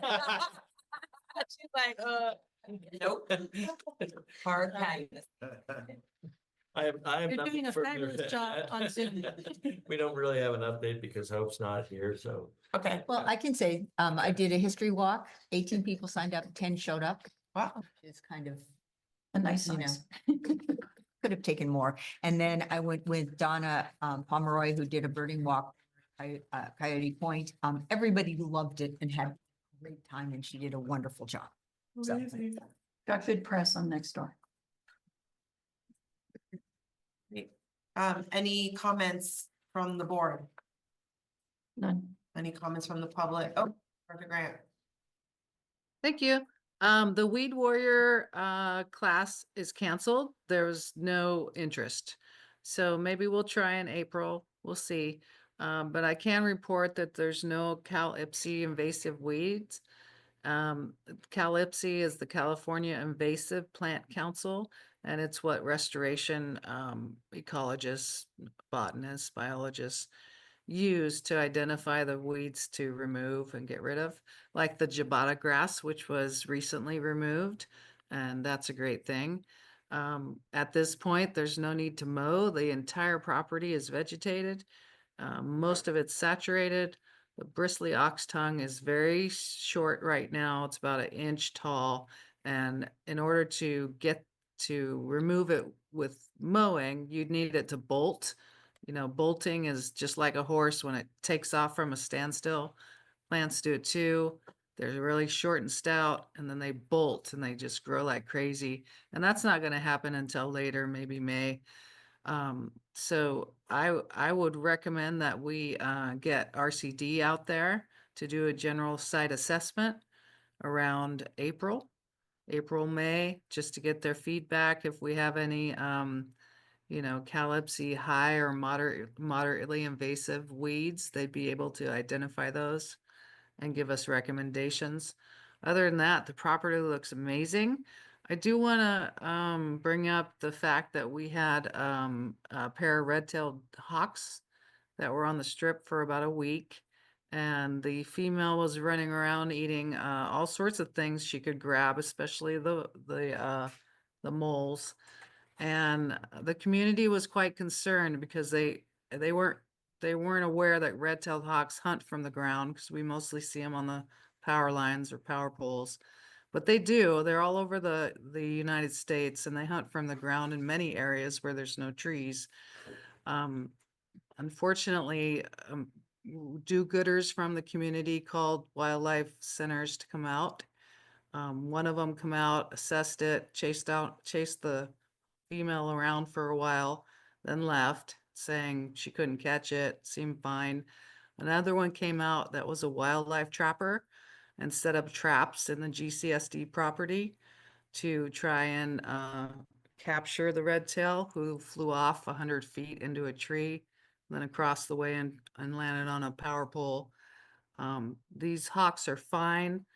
They're exhibiting breeding behavior. This is the time of year they're setting up their nest. And it was quite unfortunate that these 2 hawks were harassed multiple times. But in the spirit of goodwill of the community, nobody wanted this. They were just concerned that they were, you know, injured. But just to let you know, we did have a wildlife trapper set up traps on our property. I don't know if anyone approved that, or if you even are concerned with other people coming on the property and trapping wildlife. but it seems like a liability to me. Take note. Yeah, I don't think most community knows who owns that property. I followed it on next door. Okay, any comments, any other comments from the board on this? Any comments from the public? No. All right, seeing none, then we'll move to engineer's report. Barbara, do you have anything to say? I just want to say I want the I district. just made a big note. Stop John from using the word delayed. It is planned for the next, this coming year budget. We're talking about the I'm CIP looking for forward to that. replacement sewer Yes, mains. thank you. And we're doing a rate study as well. Yes, and we Okay. are knee deep in that right now. And we'll see that in April. Any other comments from the board on the engineer's report? I have a comment. Any update on the avian flu in the water? I have none from Sam. I haven't heard anything. No, neither. And Sam is not getting the reports anymore.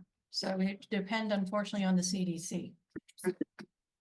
Yeah, they're actually getting the results. They're just not allowed to share them with the public anymore. And they're very high. And we have a lot of avian flu in our bird populations right now. Okay. Any comments from the public on the engineer's report? Seeing as there's none, report on sewer authority mid-coastal side meetings.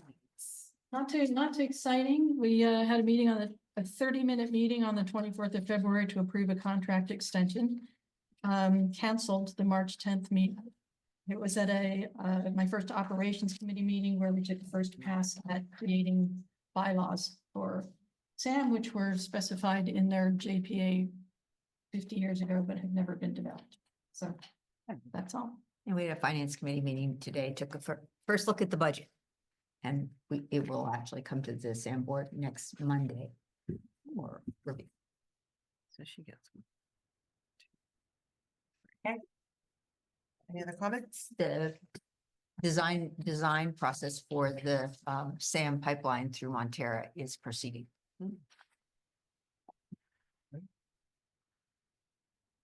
Any comments from the board? Other than the presenters? I have one thing on the agenda, on the minutes, sorry. It says that the established jubata grass had been removed by contractors. I think she was talking about how volunteers, no? Contractors. Oh, I made a note last time. That stuff is tough. We couldn't get people to has pull it weeds. been done? Yes, it's been done. Who was The consent agenda. who was Right, the isn't this- contractor? You're talking about minutes? I'm just on Sam. Oh, no, I thought you just went on to the consent agenda. No, not yet. She's very tired. You have to. I guess I must be. I don't know. Sorry. Yeah. I meant Jen is. No, I mean, I haven't even asked the public yet if they had anything they wanted to say about Sam yet. Okay, Sam, coming public, anybody want to say anything? Okay, they don't. Moving on to consent agenda. Never mind. Well, now we solved that one. Any comments from the board on consent agenda? All right, Move approval. all right, Second. all right. Okay, I'll call the roll. Director Bowles. On the consent agenda. We're approving the We're approving consent the consent agenda. agenda. Yes, I approve. Director Dye, Aye. Director Randall, Yes, Director Marsh, Yes. and Director Grant. Yes. great. Motion passes 5-0. Committee reports. I do have a report from the conference I went to. I don't know how hard it would be, but can you just flash up the thing I sent? Or is it too hard to do? Really quick. Is it necessary? Can I do this next time? Because I really do want to show you the Sure. slides. Yes. We look do it forward next to time. it next All right. week. Oh my gosh, with breath that is bated. What conference did you go to? I went to the leadership conference. CSDA Leadership Conference, which interesting. I sat with some Half Moon Bay people and there were people from all various jurisdictions. Don't give it away now. All right, information calendar, attorney's report. No report. All right, general manager report, Nothing further. administrative staff report. Not here. Are you gonna say nothing? We're just gonna, no, okay. Are you the stand-in? Future agenda, yeah, she made that real clear. She doesn't have a mic. She said, I don't have a mic. Future agenda items. So we talked about adding, this week's meeting, or this month's meeting number 5. We'll carry that forward. We'll talk about ad hoc committee, for the rec center / preschool conversation. I thought we had on here, to bring in the people that are the mowers. So we're meeting, the RCD people? Yeah. Yeah, so we're meeting with them in the next 2 weeks, and we'll put a report on that next thing. Okay. These future agendas are generally for you to suggest us, we keep our stuff going, that we just keep Okay. you in the loop, yeah. Got it. No, I know, but I thought there was a plan to actually bring it back, so I didn't know where we were in that. Like, Yeah, no, we're gonna be discussing that at a meeting and then bring it to your board. Fantastic. Okay. Any other agenda items? All right.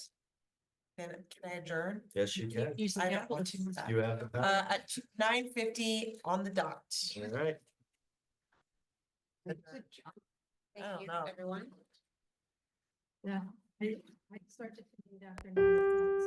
Yeah. Well.